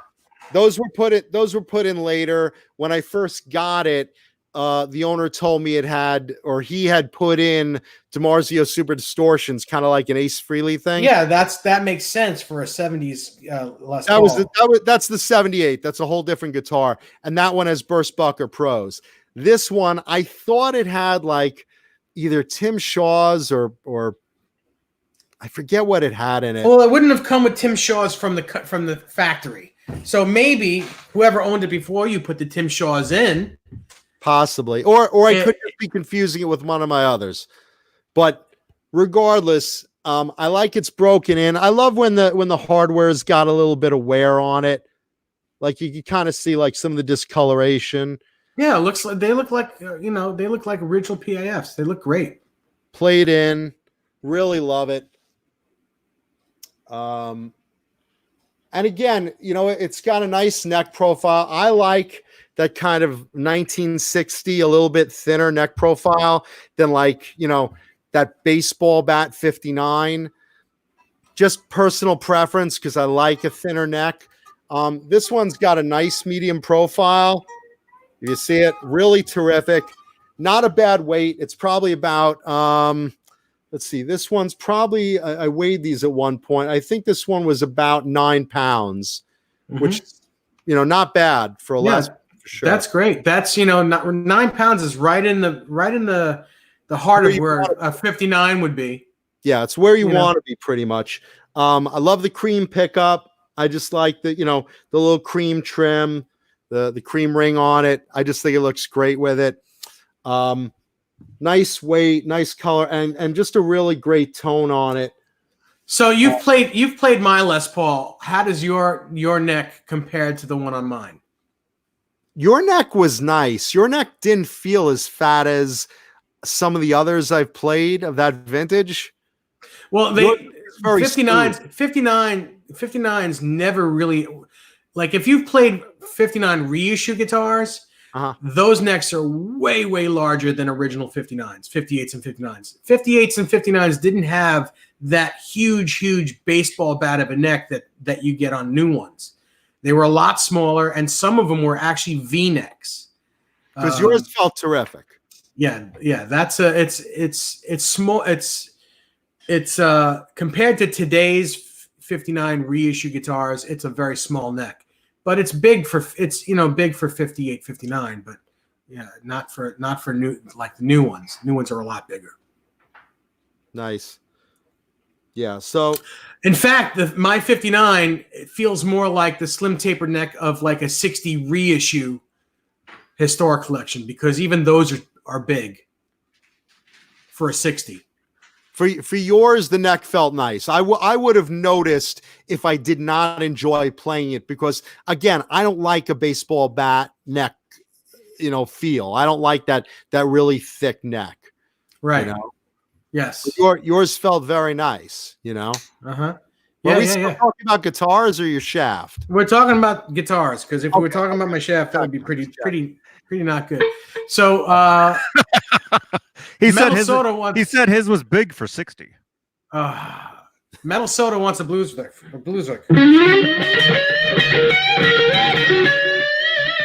right, there's your blues lick. There you go. So that, boys and girls, is today's show and tell guitar. 1989 Gibson Les Paul Standard in kind of a frosted candy apple. It's a rare color. You don't see these too often. All the fucking time you always see sunburst, lemon burst, some form of brown or yellow. Burst. I like, pants burst, zipper burst, condom burst. Condom burst means you have a child. Well, it depends how fast you pull, but anyway, so that's today's show and tell guitar. Hope you guys dig it. A little unusual for what I usually bring out, but I was playing it this week, so it was handy. Nice. It's a beautiful guitar, man. Use that in good health. Thank you, brother. So let's resume metal talk. So we still have a lot of interesting stuff. Let's see. We were talking about Dio earlier, and I got a bunch of stuff to talk about with Ronnie James Dio. Obviously, amazing guitarist, legend in the industry, frontman of Elf and Rainbow and Black Sabbath and Dio and Heaven and Hell. I mean, really, really just a short little guy with an incredibly powerful and very distinct voice, and known for being really, really good to his fans, which, I know, Dave, you don't like that at all. No, I love Ronnie James Dio. I mean being good to fans. I know you don't like that. I know. I love that too. I love the fans. I just don't like you guys. Dio.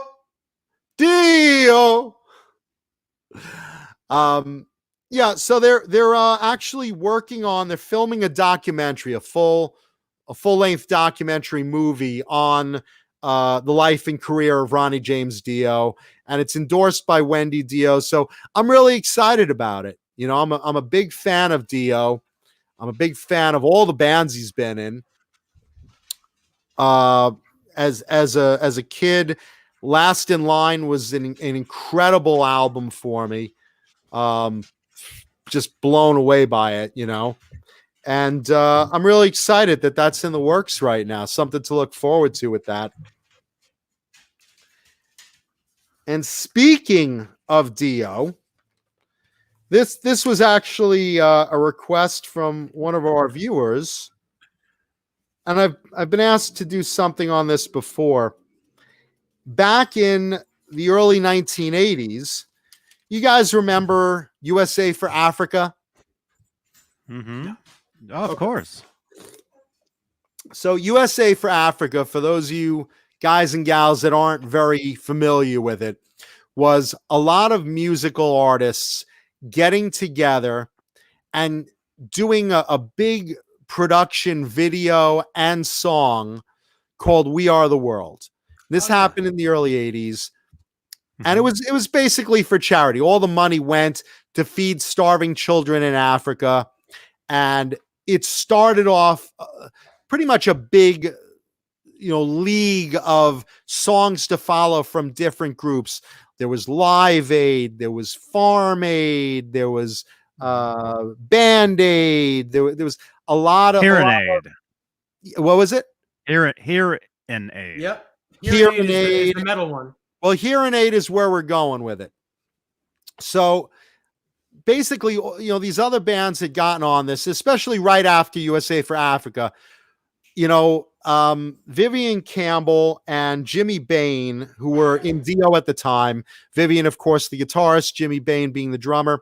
They were at an LA radio station. They were talking about USA for Africa in an interview. And they said, I wish all the metal guys would get together and do that type of project like USA for Africa, but all the hard rock and heavy metal acts that were also very popular at the time, but were not a part of, working with, say, USA for Africa, which is that the train of grain going to Africa? Yep. I hear that. Is that corn and wheat going to Africa? But they basically got together and said, you know what? USA for Africa had guys like Hall and Oates and Michael Jackson and all the pop people. Huey Lewis. We should, as metal artists, start forming our own version of that. And they went back to Ronnie Dio, and Ronnie says, this is a great idea. Let's do it. So Vivian, Jimmy, and Ronnie wrote a song called Stars. And they basically invited a who's who at the time of the metal world to come play on it in a USA for Africa style. So you had guys from all these bands. You had guys from Dokken. You had Blue Oyster Cult. You had Iron Maiden, Judas Priest, King Cobra, Queensryche. Who was it? Jafria, Motley Crue. Wasn't DeMartini in there as well? Didn't Warren play guitar on it? I don't believe Warren was in there. I know Malmsteen did the guitar solo. Vinnie Moore. Members of Wasp. Vinnie Moore. Neil Schon of Journey. The solos were done by, let's see, you had Yngwie Malmsteen, George Lynch, Neil Schon, Brad Gillis. Brad Gillis was in there. Vivian Campbell, of course. Let's see. Craig Goldie did a solo on there. George Lynch. I think Craig Chiquiso. Craig Chiquiso wasn't he on there as well? If he was only in the chorus. There was a lot of guys that weren't asked to do their own instruments. Drums was done by Jimmy Bain and what's his name from Quiet Riot? Dead Guy. What was it? Dead Guy. The hell's his name? No, not Dead Guy. He's fighting cancer now. Thanks, Dave. Tommy Aldridge. No. Aldrich was there, but he wasn't drumming. What was he doing? Frankie Benali. Thank That's you. it. Yeah, Frankie. Yeah. Isn't he? Didn't he pass away? No. Oh, I apologize. I thought Frankie's he passed. fighting cancer. And we Okay. wish him well. Yes, I thought he passed away for some reason. Dave's the harbinger of doom today. No, I'm really not. I'm really David not. Nesdall, everybody. Thank you. Thank you. I'm here all week. Try the voil. Try the voil. The veal. Voil. The voil. Veal. Voil. The moil. Try the moil. Try the moil. Meal. Anyway, Voil. yes, Frankie Benali and Jimmy Bain did the drum chores on the album, and then Oh, here we go. vocalists. You had, of course, Here's the list. huh? I just found the list. Yeah. You had Ronnie James Dio. You had Rob Halford doing a part. You had Don Dokken doing a part. You had Jeff Tate doing a part. It was an incredible collaboration. If you look at the list, if you're watching this, if you're on a podcast, a lot of the other guys were in the chorus. So if you weren't invited to do a guitar solo, and you weren't, the bass part was done already by the bass player of Dio. The drums were done just by those two drummers. Vocals, you had just certain people. There you go. Push the list a little to the right, Johnny, on screen. That way? Ah, yes, Dave Manichetti. Okay, so you had Eric for lead vocals. You had Ronnie James Dio doing the main vocals. Then you had Eric Bloom, Don Dokken of Quiet Riot. Don Dokken of Dokken, Kevin Dubrow of Quiet Riot, Rob Halford of Judas Priest, Dave Manichetti from YT. Manichetti. I always mess up his name. Paul Shortino from Rough Cut, and Jeff Tate from Queensryche. Now, guitarists, go to the guitarist section, Johnny.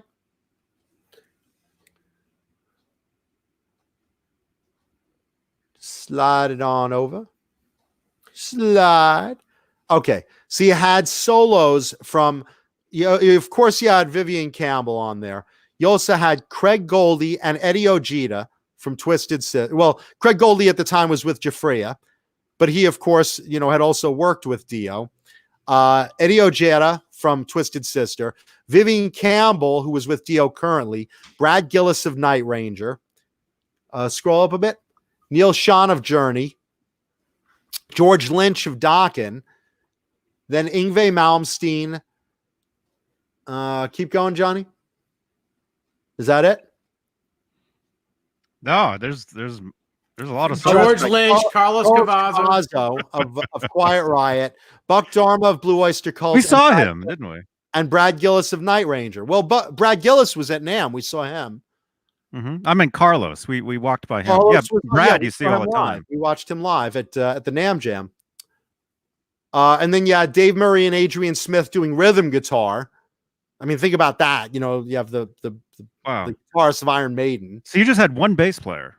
Yeah, Jimmy Bain of Dio was doing drums. Frankie Benali. Oh, I'm sorry. Vinny Appice also.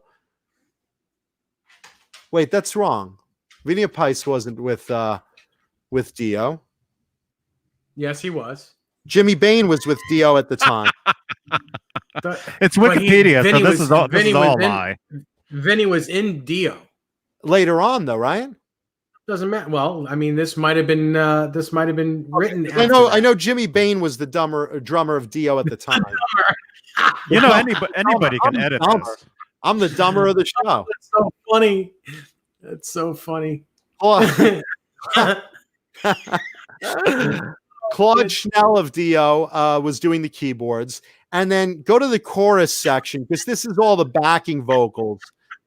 These are all the rockers that they didn't ask to do lead or guitar solos or anything like that. So backing vocals in the chorus, when they go to that section, we're stars. When you hear that, that's like all these guys, get this. Tommy Aldrich, who was with Ozzy Osbourne at the time, Dave Alford, who was with Rough Cut, Carmine Appice of Vanilla Fudge and King Cobra, Vinny Appice of Dio, Jimmy Bain of Dio, Frankie Benali of Quiet Riot, Mick Brown of Dokken, Vivian Campbell of Dio, Carlos Cavazo of Quiet Riot, Amir Derica of Rough Cut, Buck Dharma of Blue Oyster Cult, Brad Gillis of Night Ranger, Craig Goldie of Jafria, Chris Hagar of Rough Cut, Chris Holmes of Wasp, Blackie Lawless of Wasp, George Lynch of Dokken, Yngwie Malmsteen. Keep going. Mick Mars of Motley Crue, Michael McKeon, Hubbins, you mean? Basically David Hubbins of Spinal Tap, because he was in character. Vince Neil of Motley Crue, Ted Nugent, Eddie Ojeda of Twisted Sister, Jeff Pilson of Dokken, Rudy Sarzo of Quiet Riot, Claude Schnell of Dio, Neil Schon of Journey, Harry Shearer, who plays Derek Smalls in Spinal Tap, Mark Stein of Vanilla Fudge, and Matt Thor of Rough Cut. Holy fuck, what a fucking lineup on one song. Mind blowing. And the song became Stars, and the video basically was like a USA for Africa. It showed them all in the studio and doing their solos, and then there was a making of video just like USA for Africa. And it basically showed them, look, we're rock stars. I know on stage we're talking about the devil and getting pussy and counting our money in the back hot tub of a limousine. But fact is, some of us have kids, and if our kids were starving in Africa, we would want something done too. So a lot of these guys were all on board for a good cause, and the money went to feed starving kids in Africa and Ethiopia and all the impoverished areas that they were distributing money to during that high point of charity songs in the early 80s. But there you go. Hearing Aid, you could watch on YouTube, and it's a terrific song. If you want to talk about great songs of the 80s, I don't think any other song had more guitarists, more vocalists, and a really great performance by Ronnie James Dio, like right at his peak.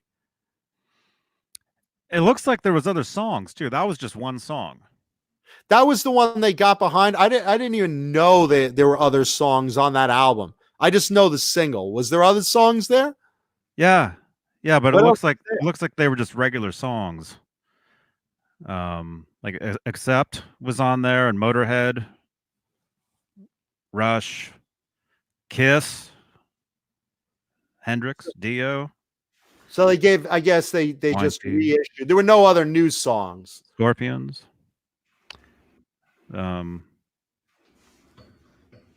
Wait, hold on a second. Go back a little bit.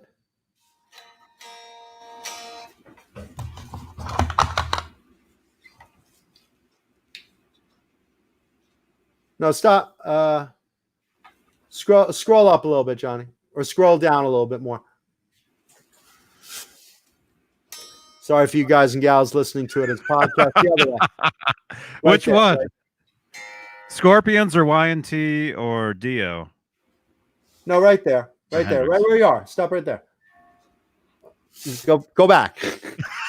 Stop moving, you motherfucker. Because there must be a delay. I want at the bottom where they're talking about the second song. Oh, the second song. That one? No. Under the tracks. What? Lower. The other way. You're killing me, Smalls. Right there. Hearing Aid reissue and sequel project. Oh, okay.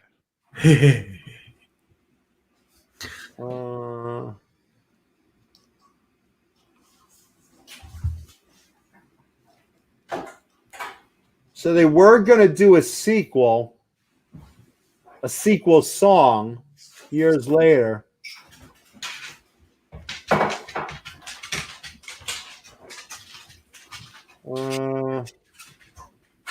It never happened, though.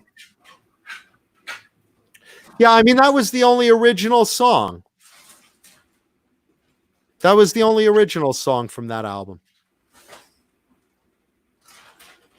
Yeah. So they had other reissues and whatnot on there, I guess.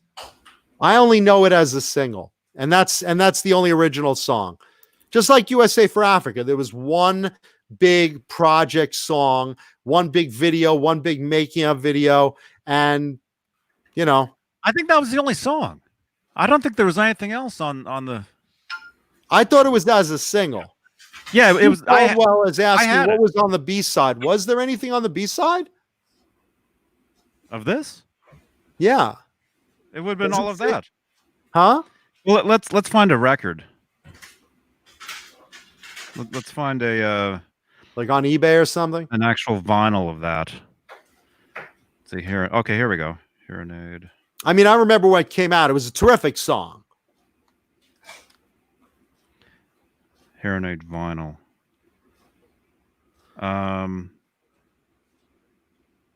Okay, there's the track list. Yeah, I mean it's all that same stuff we saw.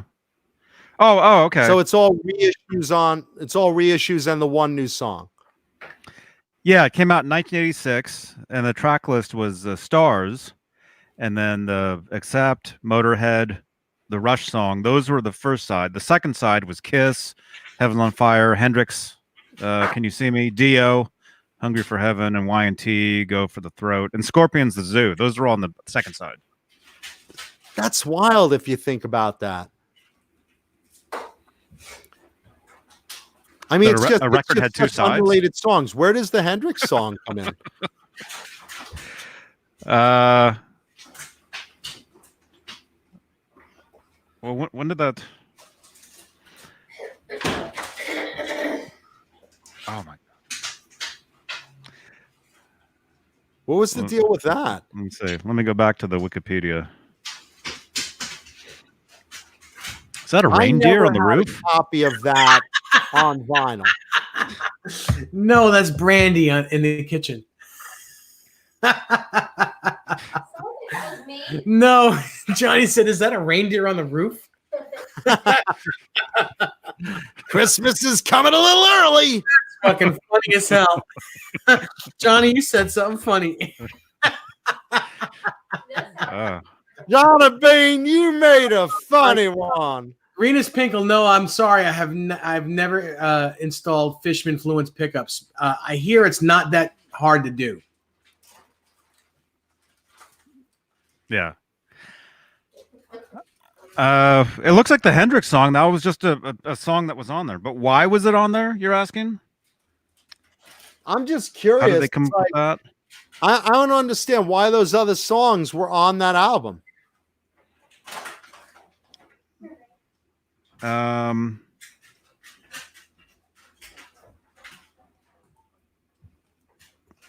don't know. Maybe they couldn't get away with just selling just a single. Your cat's laying on the floor, Johnny. You know, it had to be a Sure full. Yeah, it Sure had to they be could. like a full Record? LP. This is interesting. California Home Builders asks, why didn't Dio ask Eddie Van Halen to play a solo on the track? I don't know who was. He did, and Eddie probably declined. I bet you. I was about to say, I don't know who was or wasn't asked, or who declined or not. I mean, who was with Ozzy at the time? Also, was that the Jake period? It would have been Jakey Lee, right? It would have been sometime in '85 when they did this, because it was released in January of '86. It's like right Recorded between May Ultimate Sin. May of '85. So it's like after Bark at the Moon, before Ultimate Sin, or right about Ultimate Sin. That would be Jake. And I don't know why. I mean, look, maybe they did ask certain people and they turned them down. Maybe they didn't ask everyone. I mean, let's put it this way. If they put the word out, hey, we're doing a heavy metal version of USA for Africa, who wants in? I mean, they got like a ton of replies from a ton of bands. I mean, think about how diverse that band list was. Not that I'm putting words in Eddie's mouth, because I have no idea, but I'm willing to bet that Eddie said, "You've got all these great guys. What do you need me for?" Maybe. I mean, I don't want to put words in Eddie's mouth either. I'm curious.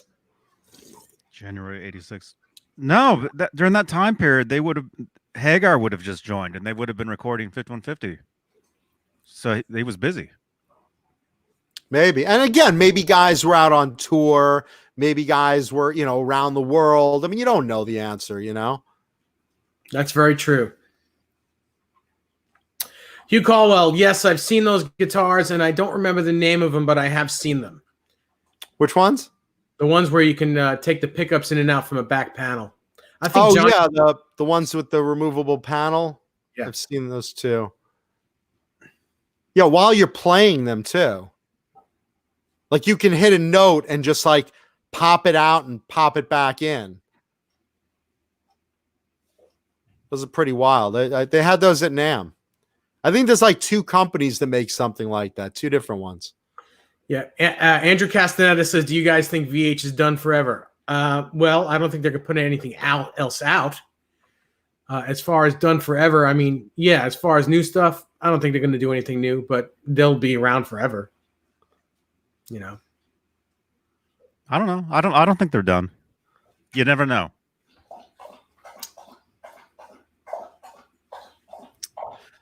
John Bulworth says Jimmy played bass, Vinny played drums, Vivian played guitar, Dio on vocals. On which? One of the reindeers drinking. What the fuck? Are you getting your dick sucked under that table? What is that? It's a reindeer. It's a reindeer drinking. Reindeer? What the fuck? A wang deer. A wang deer. It's a wang deer. It sounds like you're playing with your wang deer under the table. I just hear a slurping song. Holy fuck. For nothing else, this video is funny. Well, you don't like Kiss. You don't like Dio. I mean, yeah. Kiss again. Well, at least more Ozzy. Oh, man. Dio, what? I love Dio. I mean, I love Dio. I love Ozzy too, and I love Kiss. But I mean, there just is a such thing as too much airplay for some of these guys. Well, listen, Ozzy's new video. It's news. It's news of the week. Yeah, Ozzy's new video came out. Black Sabbath is in the news lately. Dio's in the news lately. I'm just reading them. I'm just keeping our audience up to date. And good for you. That's all I got to offer. I'm afraid I don't have a lot of other things to offer our audience, but keeping them up in the latest music news. And Hearing Aid was something I was asked about. And this is good though. The Hearing Aid shit. This is no, it's good. This is good. This is that. I want to hear more of that stuff. We're talking about. We're on it right now. I agree. But just answer Blank Palette real quick. I have 4 Les Pauls. I have a 77 Norlin, which is like a cherry sunburst. I have a 78 Deluxe, which was modded with humbuckers in tobacco burst, very Ace Frehley.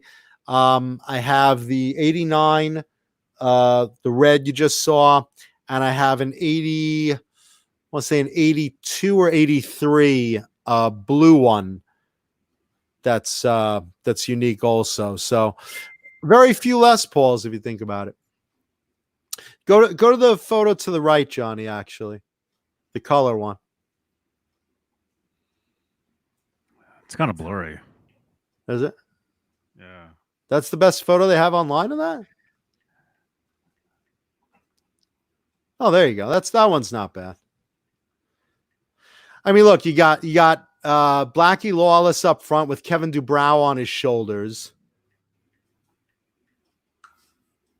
Got Vince Neil up there with that white hair.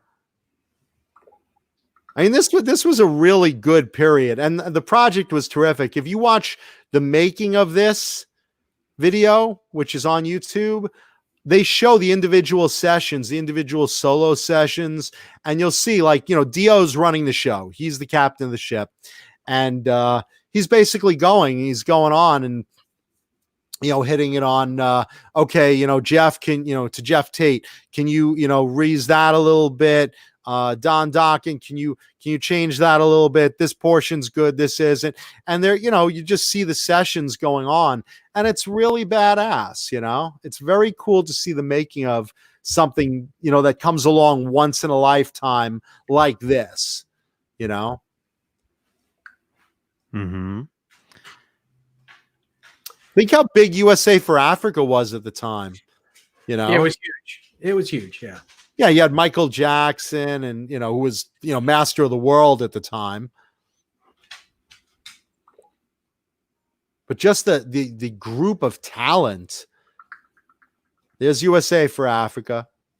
And again, you had, the pop guys, the R&B guys, the soul guys, a lot of the common MTV, who's who. But Hearing Aid was just such a good answer to that, Oh, Jason Lee, I did a syphilis joke earlier at the beginning of the show.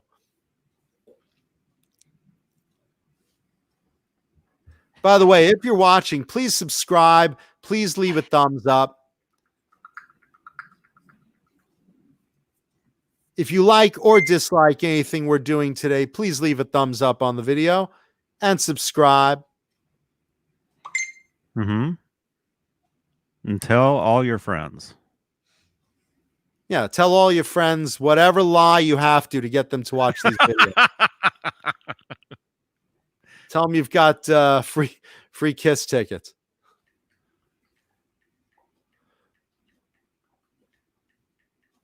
See, there's Jeff Tate doing his singing. There's Dave texting on Tinder. That's Tinder, right? Or is that Grindr? No, I got to show you guys this guitar. This is a one of a kind early San Dimas with a Rockinger trem on it that my buddy just got. And please, that's just incredible. That's an old guitar with a Rockinger on it. That's a Charvel, right? Yeah, it's an old Charvel. Yeah, it's like a 1979 Charvel or an 80. There was some debate of that one. That's a lot like the San Dimas Pre-Pro that I brought on last week. There was some debate, though, if that particular guitar was repainted or not. I remember that guitar. Oh, because you know the guy who owns it. I don't know who currently owns it. Yes, you do. It's Jeremy owns it. DeNovo? Yeah. Okay. I'm not sure. Anything he owns is real. Okay, because again, there was some controversy if that was a refin or an original finish. No, that's his. Well, for him to own it, I think it's real. It's got to be real because everything he has is real. Well, I know the guitar is real. I don't know if the paint job's real. I mean, look, it's a beautiful guitar one way or the other. Yeah. He just sent me that picture. He was like, because I was just telling him that I was in love with his Bumblebee. Did you see the pictures of his Bumblebee? I know I'm in love with his sister. Yeah, no, I did. He's got a beautiful collection. 1980 Bumblebee that's just incredible. And I just, he's actually selling. That was the one he just had redone, right? Yes, and I showed you the 3 single coil in orange pink that he's selling. He just offered it to me again just now, and I said, "Oh, you giving it to me? Because I don't have money." It's like, well, I'm not giving it. Nothing better like a gift of a guitar. Yeah. So he said he just sent me this picture of this guitar. I was like, my God, I love the guitar except for the Rockinger bridge on it. Well, the thing is, original is original. Whatever they came with. In the early days, Charvel was using so many different bridges. Yeah. Yeah. Yeah, the V trems and the keyholes and variations of that. Basically, whatever Wayne Charvel and Grover Jackson got a deal on at the time.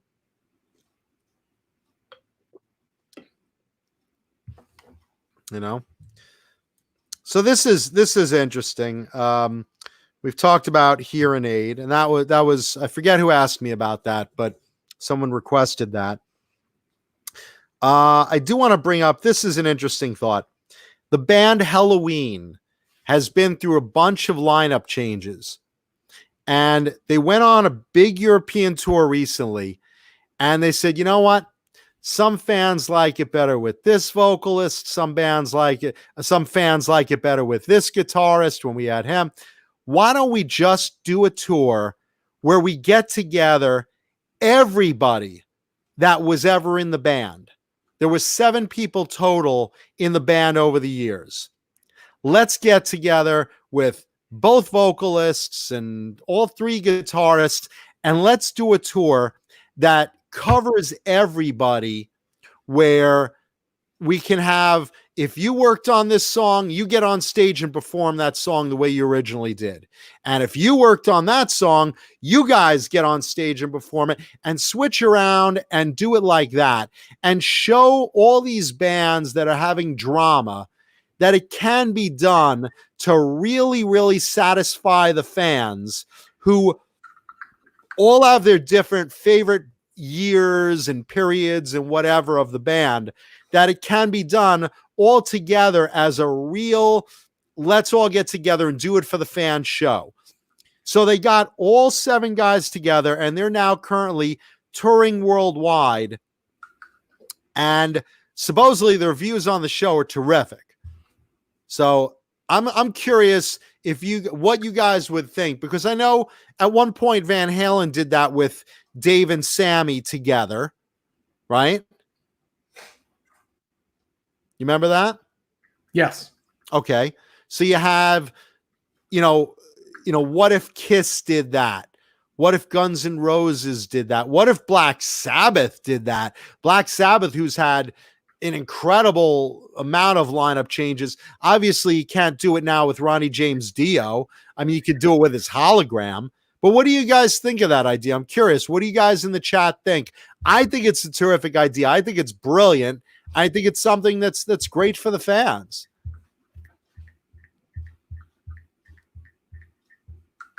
What do you think, Dave? I think it's great for the fans too. All right. Johnny, what do you think? Give me some feedback, guys. Oh, I think it's also great for the fans. yeah. There you go. I think it's a brilliant idea. I would love to see some of the bands, and again, I'm very pro fans. I think, every band or whoever that has fans should do a lot of things that they can for the fans. And I just think that's a brilliant idea. I mean, if you had, if you were fans of the first 2 years with one vocalist and they come out and play a set, and then they go into their, years 3 through 5 with another vocalist and a different guitarist that was original to those years, I think it's a great idea. Mm-hmm. What other bands would you like to see do stuff like that? You have so much drama now with, bands like, versions of Rat and versions of Great White and versions of Queensryche, and, where bands split into 2 entities, What would you like to see like that? I mean, obviously Van Halen. The David Lee Roth Eat 'Em and Smile Band. That was only one lineup. Oh, wait. No, you had, I'm sorry. Would you have Blue Secrenzo once? And What? There was never Blue Saraceno. Blue Secrenzo? He was never with David Lee Roth? No. No, he was with Poison. Yes. Oh, he did an album with Poison? Yeah. Is that what I'm thinking of? Secrenzo. Yeah. So who am I thinking of? I met him in a parking lot, actually. I'll bet you did, Johnny. Did he pay you? He was a pretty cool dude. No, who else was with Dave? The bass player. Jason Becker. Jason Becker, I'm Jason thinking. Becker, yeah. I'm There thinking was a lot of guitar players with Dave. So who'd you have? Yeah. But that's not the Eat 'Em and Smile band, though. No, nothing is different. quite like Eat 'Em and Smile Band. I'm But talking like a Black Sabbath or like a Journey, or who had different lineup changes that could get back together with. They're still having lineup changes. I know, I heard Journey just fired everybody. Well, The only thing original about Journey is the name. Neil Schon fired everybody. So Neil's still in. Neil owns the band. Neil and Jonathan Cain own the band. That's it. Mm-hmm. Anthrax is a good example. Hellface springs up. Right now, all Neil Schon is doing is buying every vintage guitar he can put his hands on. He's putting new videos out every day with something new he's bought. Just as a hobby, or Yeah, at his house. He's just sitting in his studio in his house like this playing a new vintage guitar that he just buys one or two a day. He's been buying guitars for weeks now. That's probably what I'd be with his salary. Yostinator says Megadeth. Megadeth is a good choice. Think about that. Megadeth with all their guitarist changes. I would go see that. How about Metallica with Dave Mustaine? I mean, you could do And that. all the bass players they've had. The only problem with Metallica is, you're missing Cliff Burton, of course, but you could bring back Jason Newsted. They've done that. That's all that matters. Jason is fantastic. Jason is fantastic. Although Rob, their bass player that they've had for 15 years now. He's great. He's amazing. He is he was what with Suicidal Tendencies, right? He's definitely the right guy for that band. Suicidal Tendencies. Yeah, I think so. Yes. Yeah, he's terrific, and he's a hell of a nice guy. I hear that. I hear he is. Yeah, no, definitely nicer than Lars. Should have been Lars. Oh my goodness. Let's see. What other bands could we put into that category? Loudness. You could do that. They had a few different vocalists. 2 different, I think, right? I think most bands have had different members over the years. But it's different. It's like, I don't think it really matters, and nothing against the drummers or bass players. I mean, it's basically about the guitarists and the and the vocalist. I mean, I know friends that are going to kill me who are bass players, but it is. I mean, unless you're Flea, the main elements of the music that people are missing during lineup changes aren't usually the drummer. Steven Adler, Matt Sorum. I mean, you could pretty much interchange those guys, but if you got rid of Axl, if you got rid of Slash, it really depends on the band. It does. It definitely does. Because say, Night Ranger, they've pretty much been the same all along, except, Jeff Watson was, I guess he was fired, I guess. They've had other people, replacing him. And then their keyboard player, they've got a different keyboard guy now, who I see at NAMM all the time. But you couldn't replace their drummer because their drummer is also the lead singer and wrote, their biggest song ever. Kelly Keagy. Yeah. I mean, Night Ranger's the only band where the drummer is actually on the front of the stage, sideways. Mm-hmm. I mean, you had Neil Peart of Rush, but that's like, again, one of those exceptions. Mm-hmm. Hugh Caldwell brings up Rainbow. Rainbow would be a good idea. Whitesnake would be another good idea. Whitesnake would be interesting, I think. Think about all the lineup changes of Whitesnake's guitarists. Mm-hmm. Oh, yeah, Whitesnake was a totally different band in the beginning. Very, very. They were very deep purplish. It was a different sound, different look, totally different. Yeah, until Slide It In. That was when Whitesnake really broke out as that hard edge band, That was when I liked him. What are you playing? Video games back there? He's talking to his real friends. No. I know. I'm on this stupid show right now. I'll meet you at the Glory Hole in an hour. Love your new grinder photo. Is that a sausage?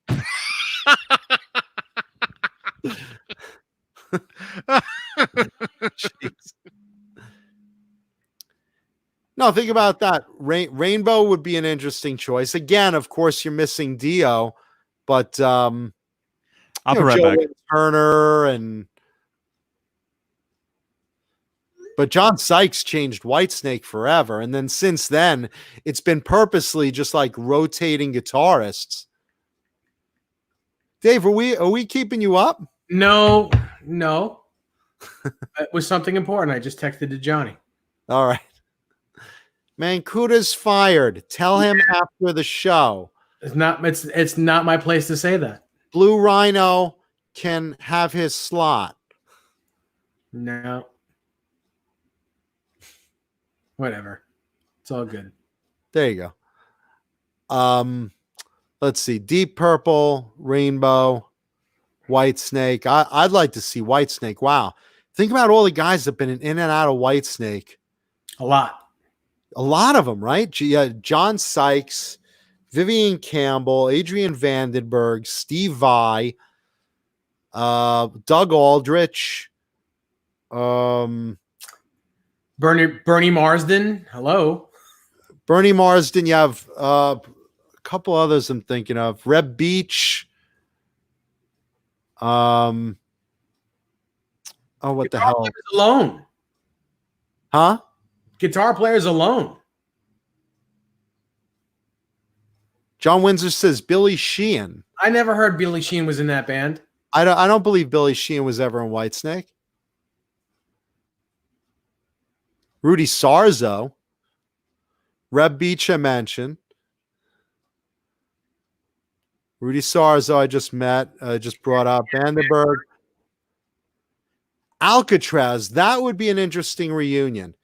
Because you have Yngwie and you have Steve Vai. And now that they're friends, it would be all right because they like love each other, those two.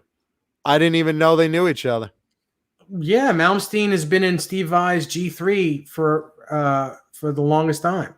I did not know that. Sorry, not G3. The Axe. What the hell is it called? Axe Body Spray? No. Generation Axe. Oh, really? Yes. I did not know he was doing that. Mm-hmm. He's been in that for the longest time, like the last 3 tours. I didn't know. I saw Yngwie doing solo stuff. Yeah, you gotta see. There's footage of Steve and Malmsteen doing the encores together. They did Bohemian Rhapsody last tour together. And Evo ate you. Thank you. I was thinking of Joel Hoekstra. That's who I was missing in my head. Yeah, I mean that would be some incredible lineup of guitarists if they just all got together and did the songs that they made famous. Mm-hmm. What a great mashup. What is it? You want up? Crazy jam at the end. Yeah. Someone wants to make an appearance. Come here, you. Who we got? Snickers? Yep. Come here, girl. Hi, baby. Hi, little one. Hi, Snickers. Want to say hello? Say hi. Look how cute Snickers is. She wanted her daddy. She was going, ruff. I want her daddy too. Oh, Lord. Ruff. Doesn't she look like she just belongs on my shirt? Like she's something on my black shirt? She looks like she's ready to shit on your black shirt. She's so cute. Rena says he barks when he wants his daddy too. And he does it with a ball gag in his mouth, right, Renus? Wow. Nice. Yeah, she's my baby. So what other bands do you think would do well with that sort of lineup tour? I mean, Van Halen's obviously the dream. Bring out the gimp. Does it matter? Well, I mean, dead or alive? Even with dead? Alive. If we're talking dead, I'd put Ronnie James Dio into everything, and I'd bring back Randy Rhoads for everything too. Skid Row would be a good one. Skid Row doesn't really fit that mold because, like, after Sebastian left, what did they really do? Queensryche I could see because you got a lot of good stuff before and after Tate left. You know, you have 3 albums under the new moniker, and you have all the original albums with Jeff. Queensryche I would like to see. That would work for me. Skid Row, I mean, look, I think Sebastian Bach should, get back in the band. You know, that's kind of a given. Yostinator brings up Pete Willis for Def Leppard. I didn't think he was any good. Yeah. Pete Sorry. Willis is the Pete Best of Def Leppard, basically. California Home Builders brings up a good one. Judas Priest. Now think about that. You could do some with Ripper Owens. You could do some with Rob Halford. I think that would be a cool tour. And KK Downing. KK Downing, another one. And like I talked about like 2 weeks ago, KK Downing forming his own band with Ripper Owens already.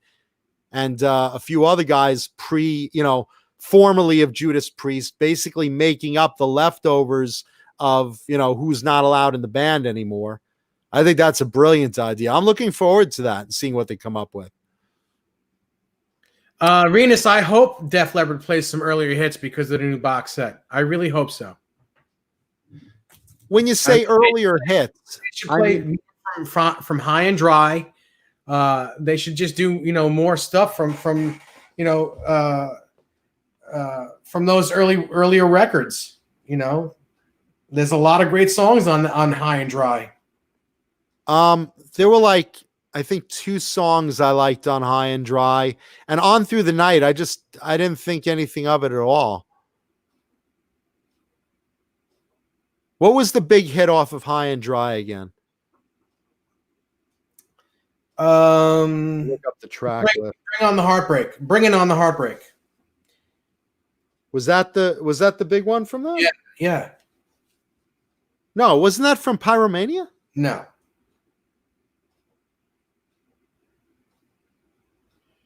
Let's see.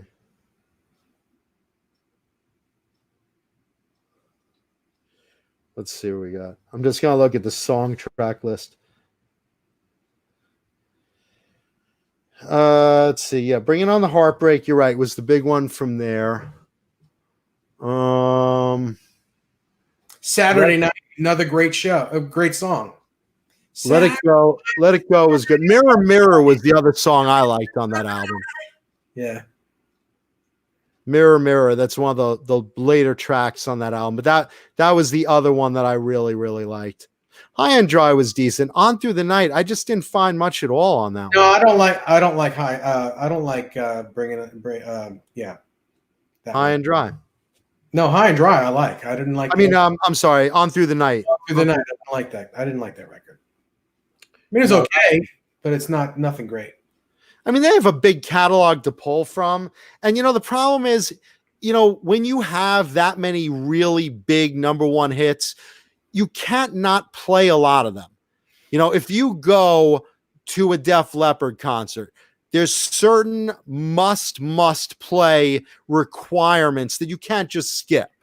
Nowadays, Pour Some Sugar on Me, or, Nowadays, they only play about 8 or 9 songs. They don't play a lot of songs because a lot of them are very long. A lot of their songs are really long, so they play about 8 or 9 songs in a set, and that's it. I'm curious what their set list is. If they only have 8 or 9 songs, I don't think. Jesus, this time of night, my mind goes stupid. If they only have 8 or 9 songs, I mean, they can't, play stuff from like High and Dry, really. Well, they do. They do Bring It On the Heartbreak. They do that, and then they do the encore is usually Rock of Ages into Pyromania, into what the hell's the name of the song? Into their biggest hit from that record. From which one? From Pyromania. Photograph. Photograph. Yeah, Photograph. They do Foolin' as well. They do those 3 songs from that record. Let's see. The most played songs they have, the top 5: Rock of Ages, Photograph, Pour Some Sugar on Me, Animal, and Foolin'. Yeah, I mean, and they do all those. They do all those live. They have to. I know they do it. They do them.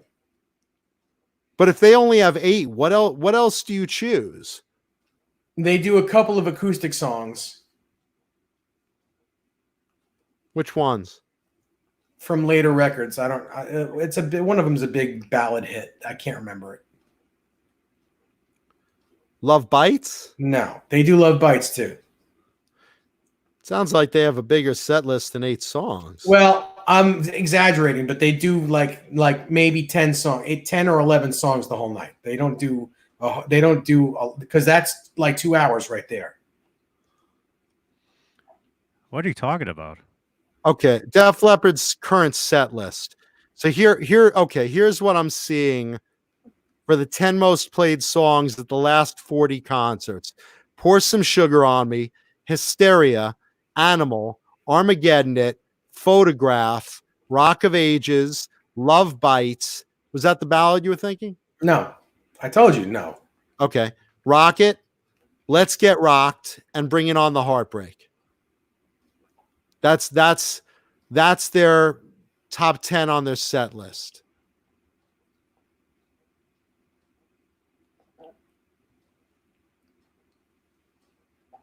Podcast. Podcast. I'm already 40 minutes late. I gotta say goodnight. I'll talk to you guys later. I gotta go. I should have been All right, done. Dave. Have a good night, man. Johnny, did you get my text? I have diarrhea. No. Wait a minute. Dude, that thing's huge. What did he send you? A nude photo? A dick pic? What did he send you? That's not yours. Come on. No, I got it. Yeah, just blur that out, please. Okay. And tell John after the show what it is. I'm squeezing my cheeks tighter than a drum. All right. All right. See everyone later. See you all Friday. Good night, Dave. Good night. Yeah, he made a boo-boo. You know. A poopy. It's a turtle head button my undies right now. So what's the deal though? With the, I had a prune juice smoothie earlier, and it's catching up with me. I got to get off the air. How come there's no set list for any of this? Wait, because these shows haven't happened yet. I had a huge pile of fiber earlier. Oatmeal for breakfast, shredded wheat for lunch, cabbage for dinner.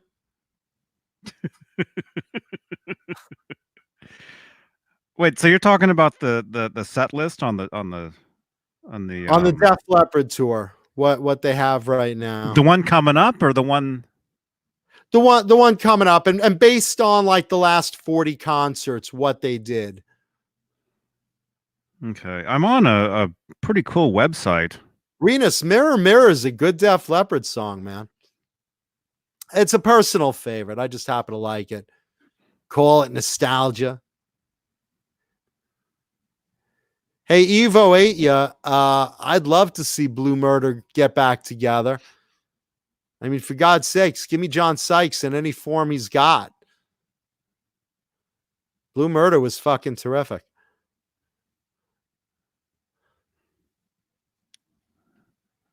There's no set list though for any of these shows. Hellface doesn't like Let's Get Rocked. I love that song.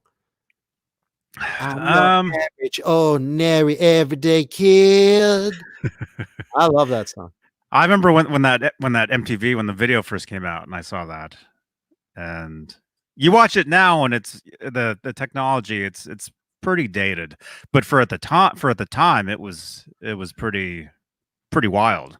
Yeah, it was like when Dire Straits did Money for Nothing. That kind of animation. Let's ask the chat. I'm going to ask you guys a question. Money for Nothing. Okay.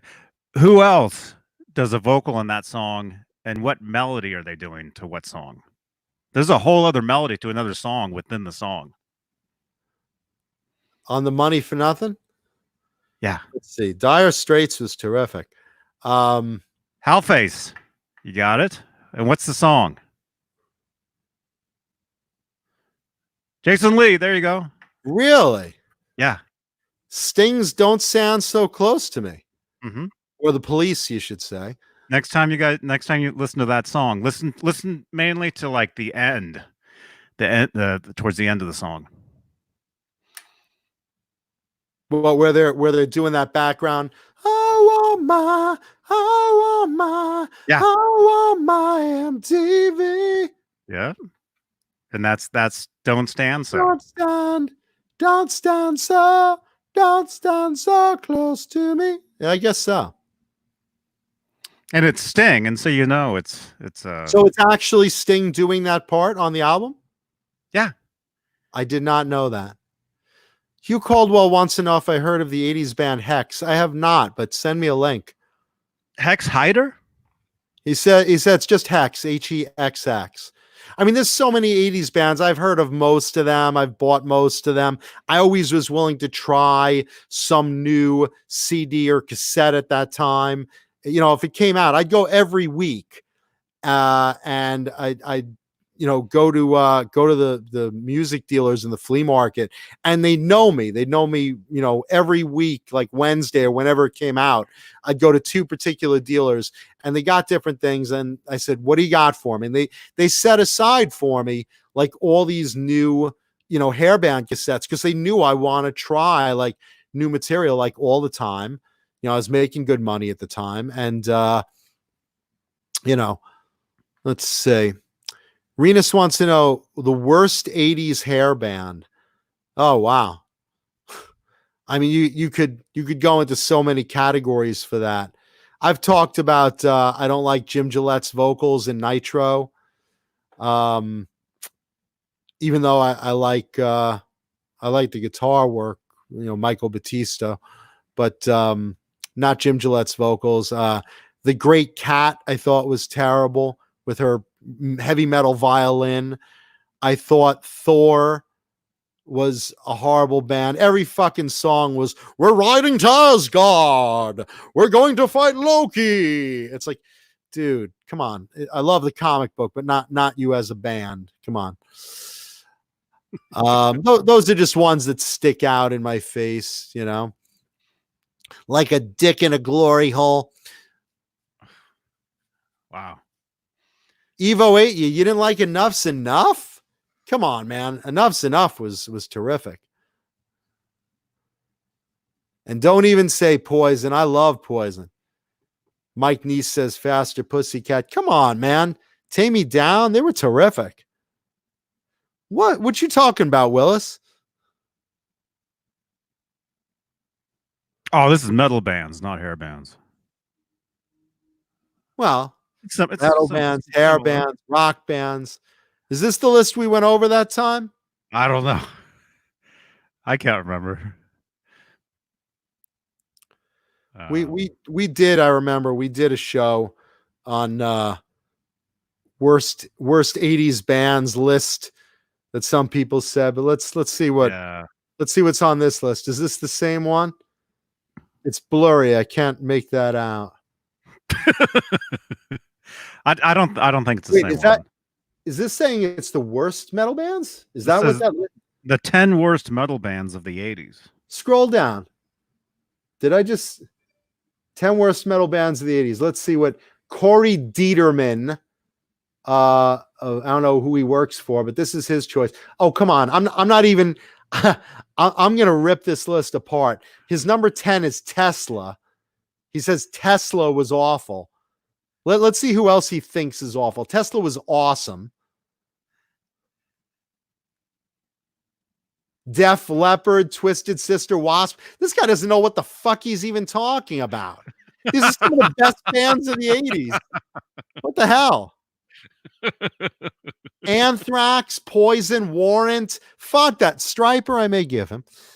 No, Stryper, I don't know. I personally didn't like Stryper, but I mean, they were talented, just not my own taste. Nitro. All right. His number 2 is Nitro. He just redeemed himself. He says, there's a weird line you don't want to cross with technical proficiency. Get too perfect, too soullessly robotic in your playing, and you'll come off as more than joke than the musician worth the world's time. We don't understand it either, but it's true. Dude, you're not even touching on Jim Gillette's vocals. That's the reason Nitro was terrible. Because Jim Gillette was like,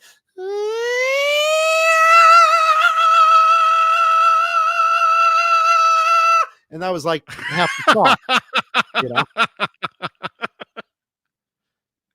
And in the chat, I love Danger Danger. You guys are talking about Danger Danger. I love Danger Danger. They were literally one of my personal favorite 80s bands.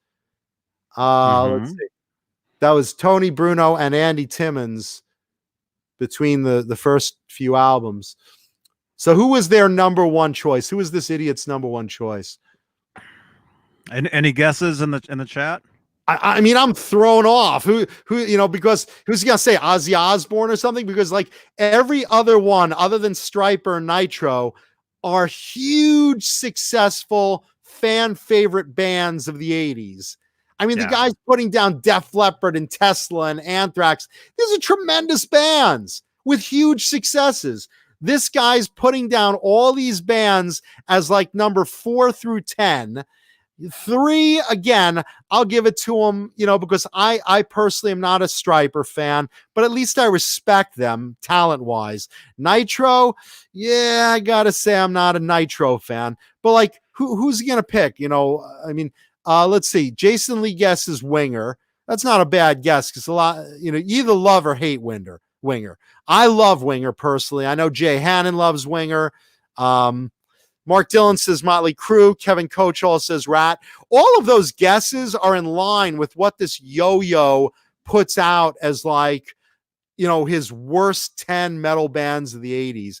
I mean, look, the only thing I'm thinking is maybe this guy's just like a death metal guy, and it's like, my favorite 10 metal bands of the 80s are Ego Benya and Rosenstein and Ruben, but like he's naming all the popular bands. Twisted Sister was terrific. Fucking Def Leppard. What are you kidding? One of the biggest bands these, but he's probably going to guess something like Bon Jovi or something like that. I mean, Jesus Christ. I'm even afraid to look at this idiot's fucking number one guess based on the rest of his stupid list. Let's see what he says. Let's pull it. Oh, wait. Where are we? All right. So according to this list, the number one worst metal band of the 80s is...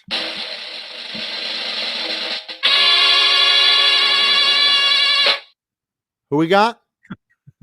Winger. Oh, God. Yeah, like I said, I'm a huge fan of Winger. Reb Beach is a monster player. Winger gets a bad rap because the guy's good looking. He was a good writer. He's a legit player of the bass. The guy was Alice Cooper's bass player, for God's sakes. I mean, come on. Don't under any circumstances be this guy. Dude, I'd rather be that guy than you. Believe me. I want to see who his best metal bands of the 80s are. For God's sakes. And Renus, Hurricane was terrific. Hurricane was a fantastic band. Halface says Kiss. Come on, man. You got to like some incarnation of Kiss, even if you don't like all of them. Kiss was like from the 70s on, had highs and lows. I'm a big Kiss fan, so I'm biased. But I mean, come on now. You can't deny Kiss their due. LA Guns, same thing. I'm a fan of LA Guns. Tracy Guns is a tremendous player. Oh, and yeah, definitely. Love Winger. I can see people loving and hating it. I know, on the show, I know I love him. I know Jay Hannon's a big fan. Winger was terrific. Like I said, you may not like him because of, the whole Beavis and Butthead thing, and they were at war with Metallica, even though they didn't know it. I get it. They weren't the heaviest, but they were a good, solid band, and Reb's a fucking fantastic player. Mm-hmm. And they weren't just metal either. They were like jazz. They were jazz nerds. Well, don't ruin it for me. Don't screw this up for me. Don't give the guy justification. Their songs had all progressive jazz in it. I don't want to hear progressive jazz or jizz. Look, the first, I think Winger got better and better with age. The first Winger album I liked a lot. I loved their second one, and I thought their third one was tremendous. And nobody even heard their third one. I never heard the third one. Yeah, Hugh Caldwell calls them Wanger. Listen, there was an issue of Playgirl that Kip Winger showed his wanger, and he was in, and he took a lot of heat for that. But look, I would have done it too. If I looked like Kip Winger, I would have also posed for Playgirl. I would have done that too. Mm-hmm. California Home Builders picks Brittany Fox. Come on, man. They were good too. I like them.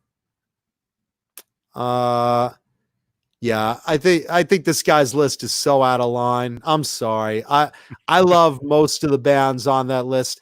Dude, if you're an 80s fan, you do not think Tesla sucks or Def Leppard or Twisted Sister.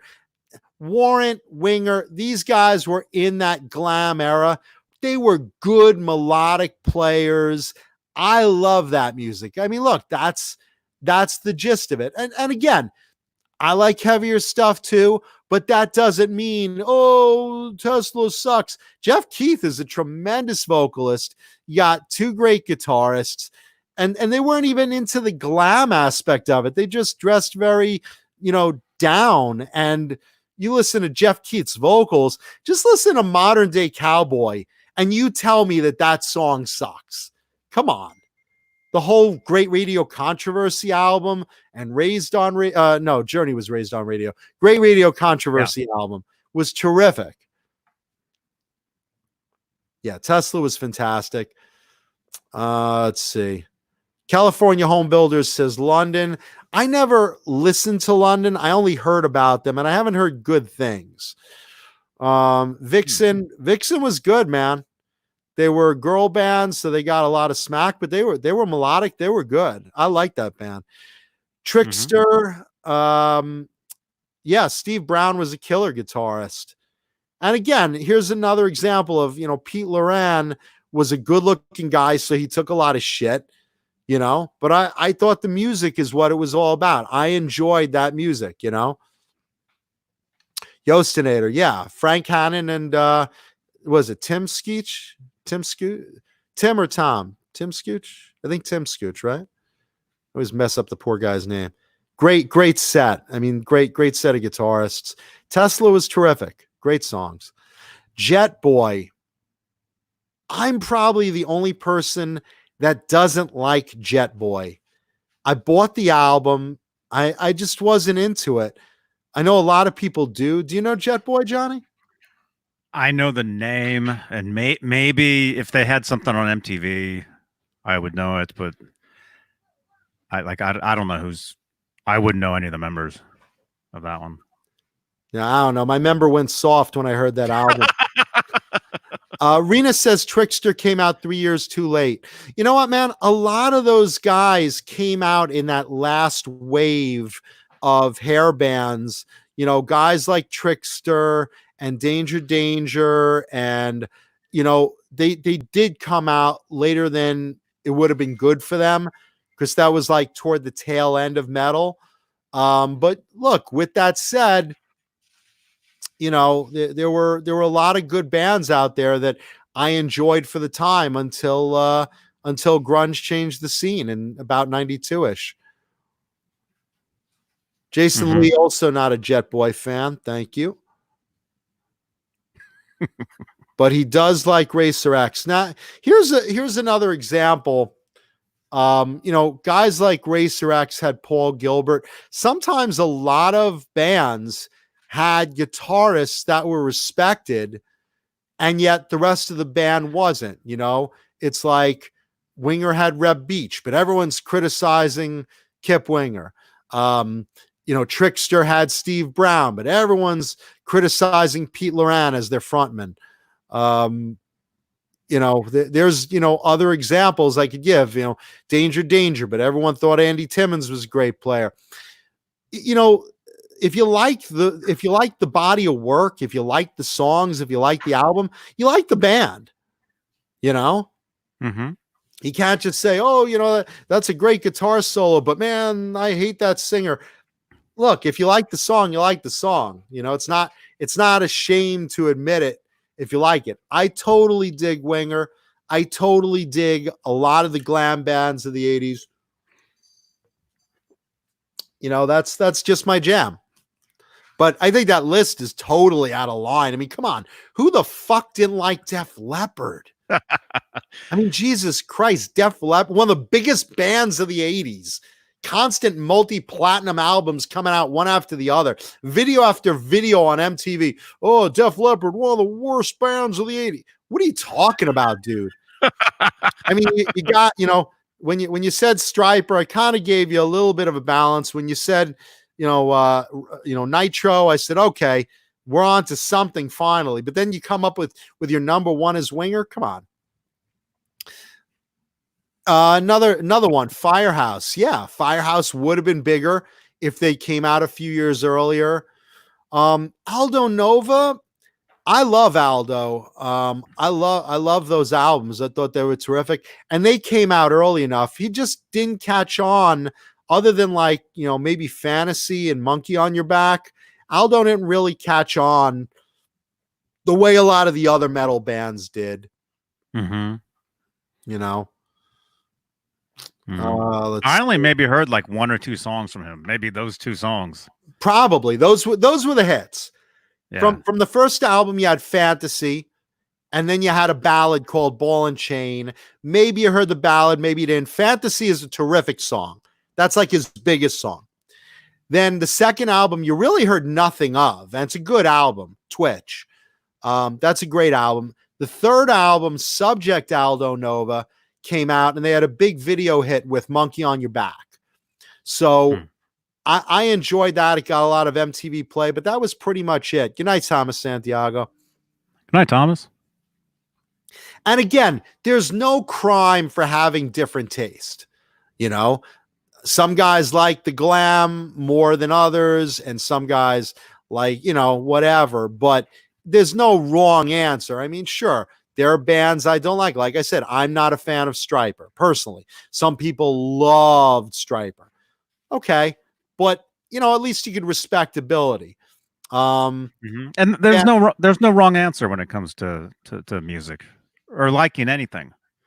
Yeah. Band, someone's bringing up in the chat Lion that was Doug Aldrich's big band. They didn't get a lot of airplay. I didn't even hear of them in the 80s. I heard of them years later, But again, I mean, look, some guys are like, okay, I like, Metallica and Megadeth and Anthrax and Testament. Okay. And those are heavier bands. And that's cool. I like them too. And some guys even look at that and, oh, it's not heavy enough. I want, the blackest, deathest metal, the hardest Cookie Monster vocals and whatever. And look, that's not a personal band for me. I'm not into the Cookie Monster vocals, but you look at a band like Suffocation, they're really heavy and I love them. Terrence Hobbs is a monster player. It's like, there's certain bands that you just look at and it's like, well, maybe genre wise, I don't usually go that heavy, but this one is so good. How do you not like it? Hugh Caldwell brings up one of my personal favorite bands, Dirty Looks. And unfortunately, the lead singer and guitarist of them died years ago. So we won't get any more albums out of them. But they put out probably like over 10 albums. I even forgot how many. But Dirty Looks was a tremendous band. Again, underappreciated in the 80s. You barely heard a lot of videos from them. You didn't get a lot of hits from them, but holy shit, they were terrific. Yostaneda brings up White Lion and Slaughter. White Lion's, another one of those bands where it's like everyone's loving the guitarist and they get on Mike Tramp for being a good-looking frontman, Mark Slaughter, again, curse of the, he's too pretty a guy. A lot of people are like, oh, Slaughter's not a great band. Bullshit. Mark Slaughter was a terrific vocalist. One of my favorite in the 80s.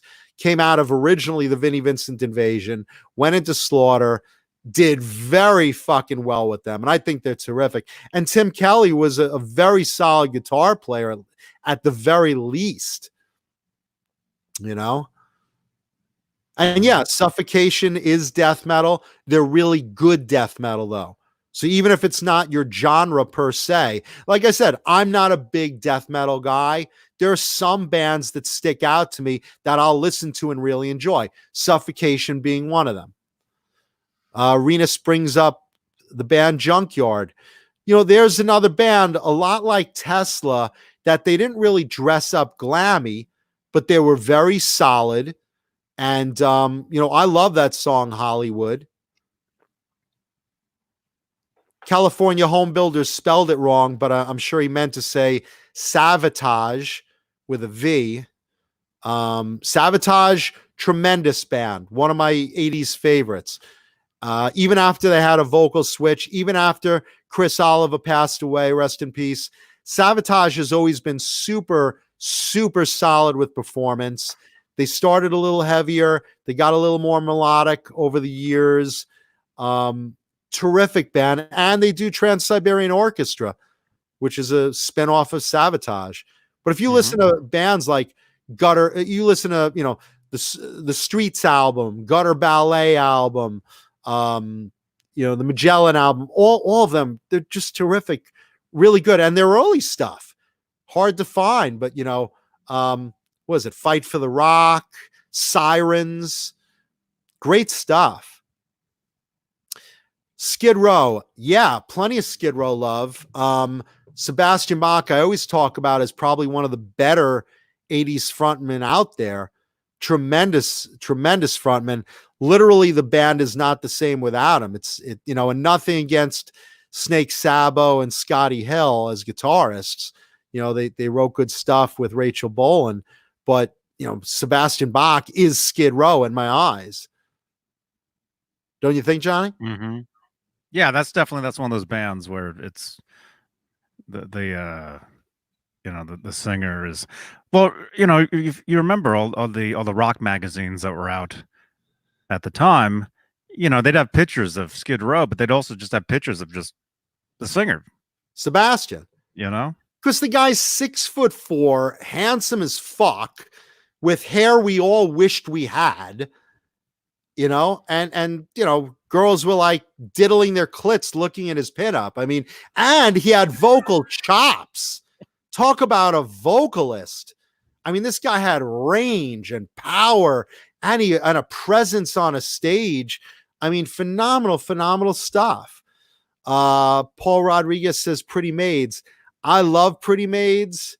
Again, European band that didn't hit very big over here unless you were really in the know. But, you know, you listen to like Savage Heart, there's like 4 versions of that song and every one is terrific. Well, it's one of my favorite songs out of there. Jason Lee says King Cobra. You know, Carmine Apice was in there. Another band that didn't really get a lot of promotion, but if you were in the know, you bought the album. Let's see. Hugh Caldwell brings up Autograph. If you want a song that's high energy from the 80s, listen to Turn Up the Radio by Autograph. You'll blow your speakers and your wad. You can't drive slow when that song's playing in your car. You know, I even beat off violently when that song's playing. It's like if I masturbate, I'd start doing it even faster. I almost ripped my dick off to that song once. That's not weird. Yeah, I know, right? Welcome to the show. Leave a thumbs up, please. Leave a thumbs up for the video. Subscribe. If you're listening on what is it? Spotify. Leave hearts. Is it Spotify? Periscope. Leave hearts. I don't know. Leave all sorts of stuff. Leave comments. Leave thumbs up, please. We appreciate it. We love our audience. Yeah.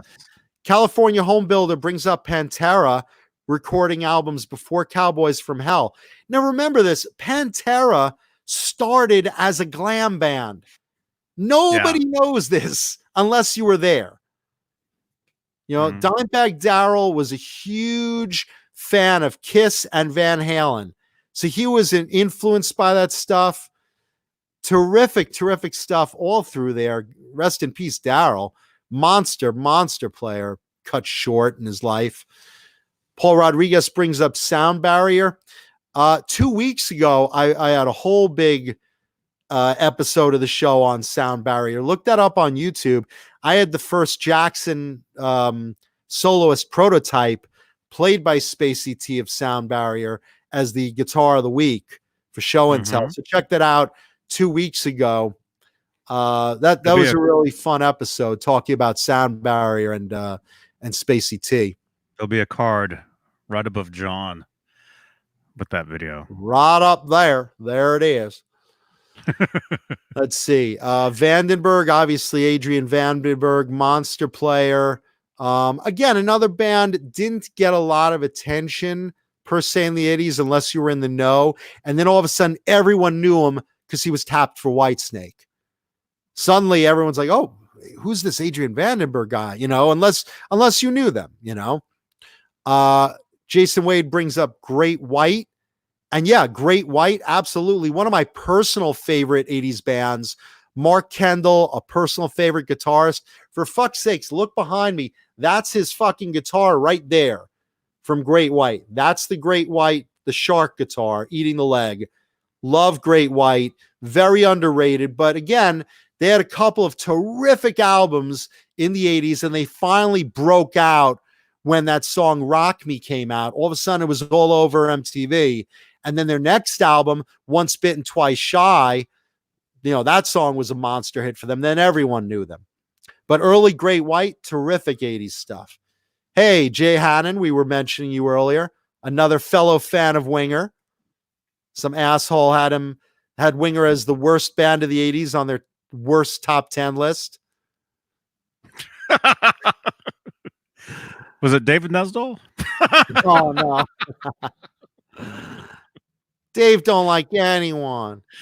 Let's see. Steelheart, Mike Mativic, a tremendous vocalist. You listen to that song, I'll Never Let You Go, and tell me if you could hit those notes. I can when my balls are hit with a fucking sledgehammer. That's about it. Taiketo. I liked Taiketo. Taiketo was another one of those Johnny Come Lately in the 80s bands, you know, with Forever Young. Again, very formula, looked like everyone, sounded like a lot of people. But look, I liked the album, you know, but they did come late, you know. Steel Dragon. Mm-hmm. Yeah, Jay, you'll want to rewind and listen and look at that top 10 worst bands list. They start off from 10 to 1 with Tesla, then Def Leppard, then Twisted Sister. I mean, they just name like every popular band from the 80s. Then they get to number 3 and they're talking about Striper. I was like, all right. They get to number 2. They mention Nitro. I'm like, okay, now you're on the right track. Then they get to number 1, Winger. I'm like, that's it. Fuck you. That was it.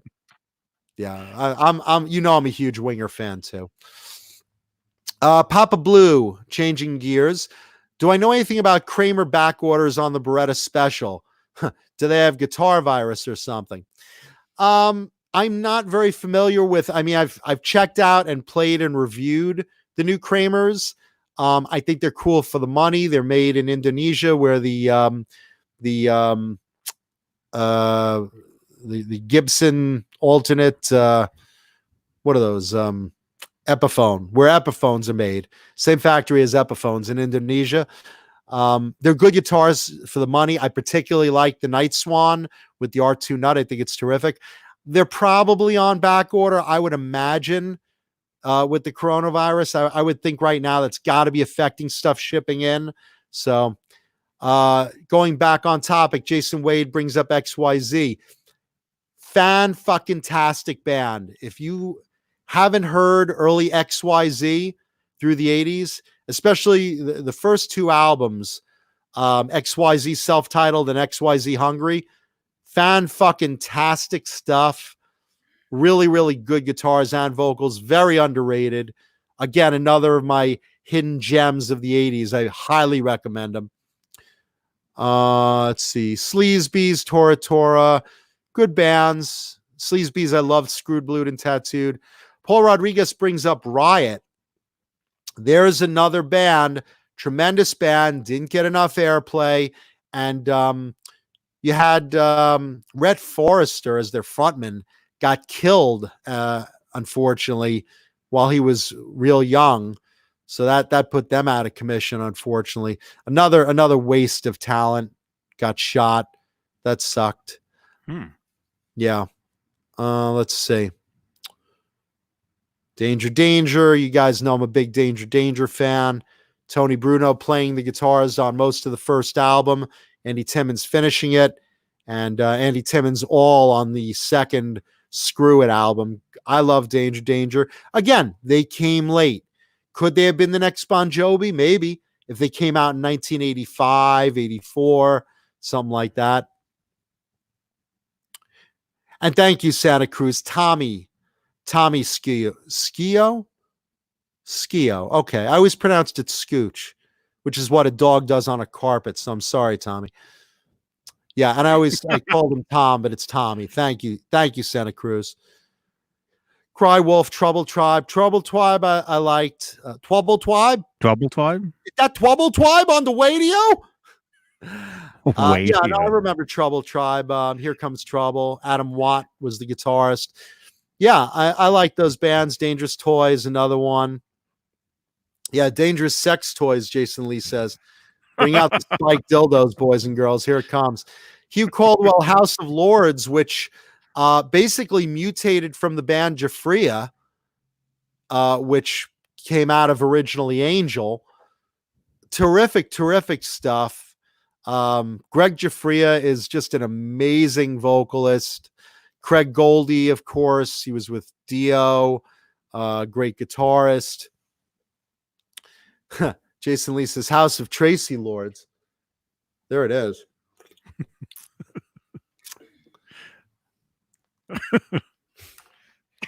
Love it.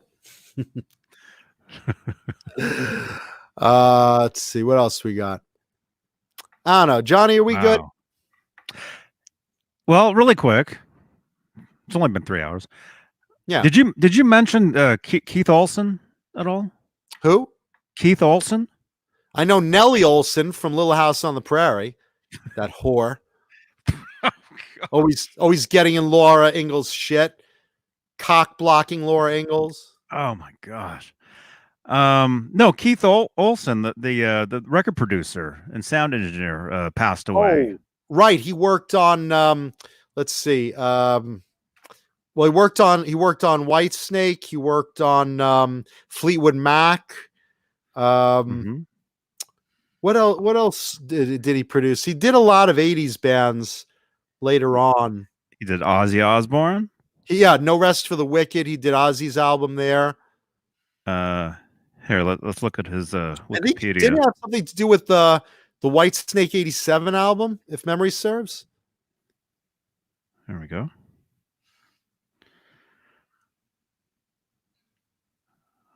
Okay. Just looking. Yeah, he passed away. I think it was just like last week. And I think it was like yesterday or yesterday. It was. Was it? It just happened. Well, actually, it might say here. I know it just happened. It just says March, which is now. Yeah, it just happened. It just happened. Yeah, I know he was originally very big with Fleetwood Mac, and then he branched out later on. I know he did Ozzy's No Rest for the Wicked. I thought he had something to do with the Whitesnake album. Didn't it? The Whitesnake 87 album? Let's see. Oh, here we go. Production credits. Goes all the way back to 68. Like a laundry list, right? Yeah. Let's see. James Gang, he did in 72. Gang Bang, I did in 85. Lindsey Buckingham and Stevie Nicks. The Buckingham. Sammy Hagar, Three Lock Box. Yeah. He did Fleetwood Mac. Springfield. Grateful Dead. Pat Benatar. Foreigner. He did Double Vision. Bad Company, 38 Special Saga. This is a band I liked. Yeah. Whitesnake 1987. There you go. He did there's at least 2 Sammy Hagars on there. Standing Hampton and Three Lock Box. He also did Whitesnake Slip of the Tongue album. I didn't know that. Kingdom Come in Your Face. Best album title ever. The entire kingdom will now dump their load on Her Majesty's face. Kingdom, come in your face. Was that their? That's how they were introduced. Kingdom, come in your face. Let's see. Rick Springfield, Scorpions. I remember they did them. Pure Yeah, there's a lot of big records here. World. But yeah, if you want to get into the 80s, Night Raid. This is an 80s show. right there, you got Saga, you got Whitesnake, Starship, you got Magnum, which is named after the condom I can't use because it's too small. I use Trojan Micros. Scorpions. Starship, no protection. That's how you get someone pregnant. Wow. A lot of stuff. Yeah. Yeah. Let's see. Anyway, yeah, rest in peace. Yeah. Definitely rest in peace. Great job on producing some of those albums. Great stuff. March not. It was announced that he had died yesterday. It was yesterday. Yesterday, it was announced that he passed away. So when did he actually pass away? John Biel. John Biel. It was announced yesterday. That's when I started seeing it. So it could have been. Maybe nobody knows because 3 years ago. It's not updated yet. It just says March. Huh. I would imagine that if he passed away, like it would be announced pretty quickly. Mm-hmm. Yeah. Maybe this just it's not updated yet, but it was announced, and I saw it all over my Facebook feed because I've got a lot of friends that you know had knew him and worked with them and stuff. And fuck, I wish I had a lot of friends. I'm getting more friends. Yeah. I'm getting more and more on Facebook. Yeah, I'm getting more and more too. They're all either princes of Africa. I am disposed in the African kingdom of Zulamane. I need someone I can trust. I've been told you're very trustworthy. Give me your bank account number. I will let you have 30% of my fortune to as I transport to America. Yeah, I get those, and I get want to see me on cam. Oh, yeah, I get those requests too. It's like delete, delete, delete, delete. Look at for a while. Yeah, look at watch her on cam for a few minutes, then delete. Jeez. Well, anyway, look, we appreciate you guys watching. Please leave a thumbs up if you haven't done so yet for the video, and share it and tell your friends not to sue us. And thank you, Bang Energy Drink, for sponsoring us. And thank you, Blue Rhino, for appearing on the show tonight. You're welcome, Daddy. There you go. Yeah. Hugh Caldwell brings up Bang Tango. One last band. Love Bang Tango. Dancing on Coals was a fantastic fucking song. That's a personal favorite. Okay. That's it. Guys, we will see you soon. Johnny, we good? I think so. I think so too. Good night, everybody. Leave thumbs up. Thank you for watching. Yes. Thank you, everybody. And we'll see you guys Friday. Friday. Yeah. Friday, Saturday, Tuesday. Set your calendars now, kids. Yeah. Yeah. Remember, check out the podcast on Spotify, TuneIn, Stitcher. Yeah, because if you're driving around, there's nothing good on the radio now. So definitely listen to it as a podcast. Because it's better than listening to Kanye West and that bullshit. Yeah. Well, let me see. Is there anybody on now? We can do a raid. You want to do a raid? Well, There has to be somebody on. That's the thing. Let's see if we can do a Johnny Beane raid before we go. Okay, we're on. Let's see. Okay, I'm looking. Any one of our friends of the show? Before you leave for the raid, leave a thumbs up on the video. No. No? No, All right, nobody's so what on. we got to do, you all got to leave flaming bags of dog shit on your neighbor's welcome mat. Say, this is from Johnny Beane. Here's the 80s metal. Yeah. Yeah, as far as I'm... Let's just raid a random channel. Yeah. We could. Do you have, like, you know, Christian church mothers, like, against metal music? Anything like that? I don't. Actually... What do we got? Really quickly. Let me see. Let's send you guys to someone who's totally out of character. Like, it's mostly Naked Nesdal.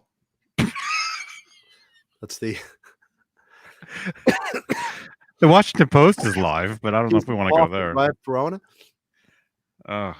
Yeah, I'm not seeing anything right now. So, all right.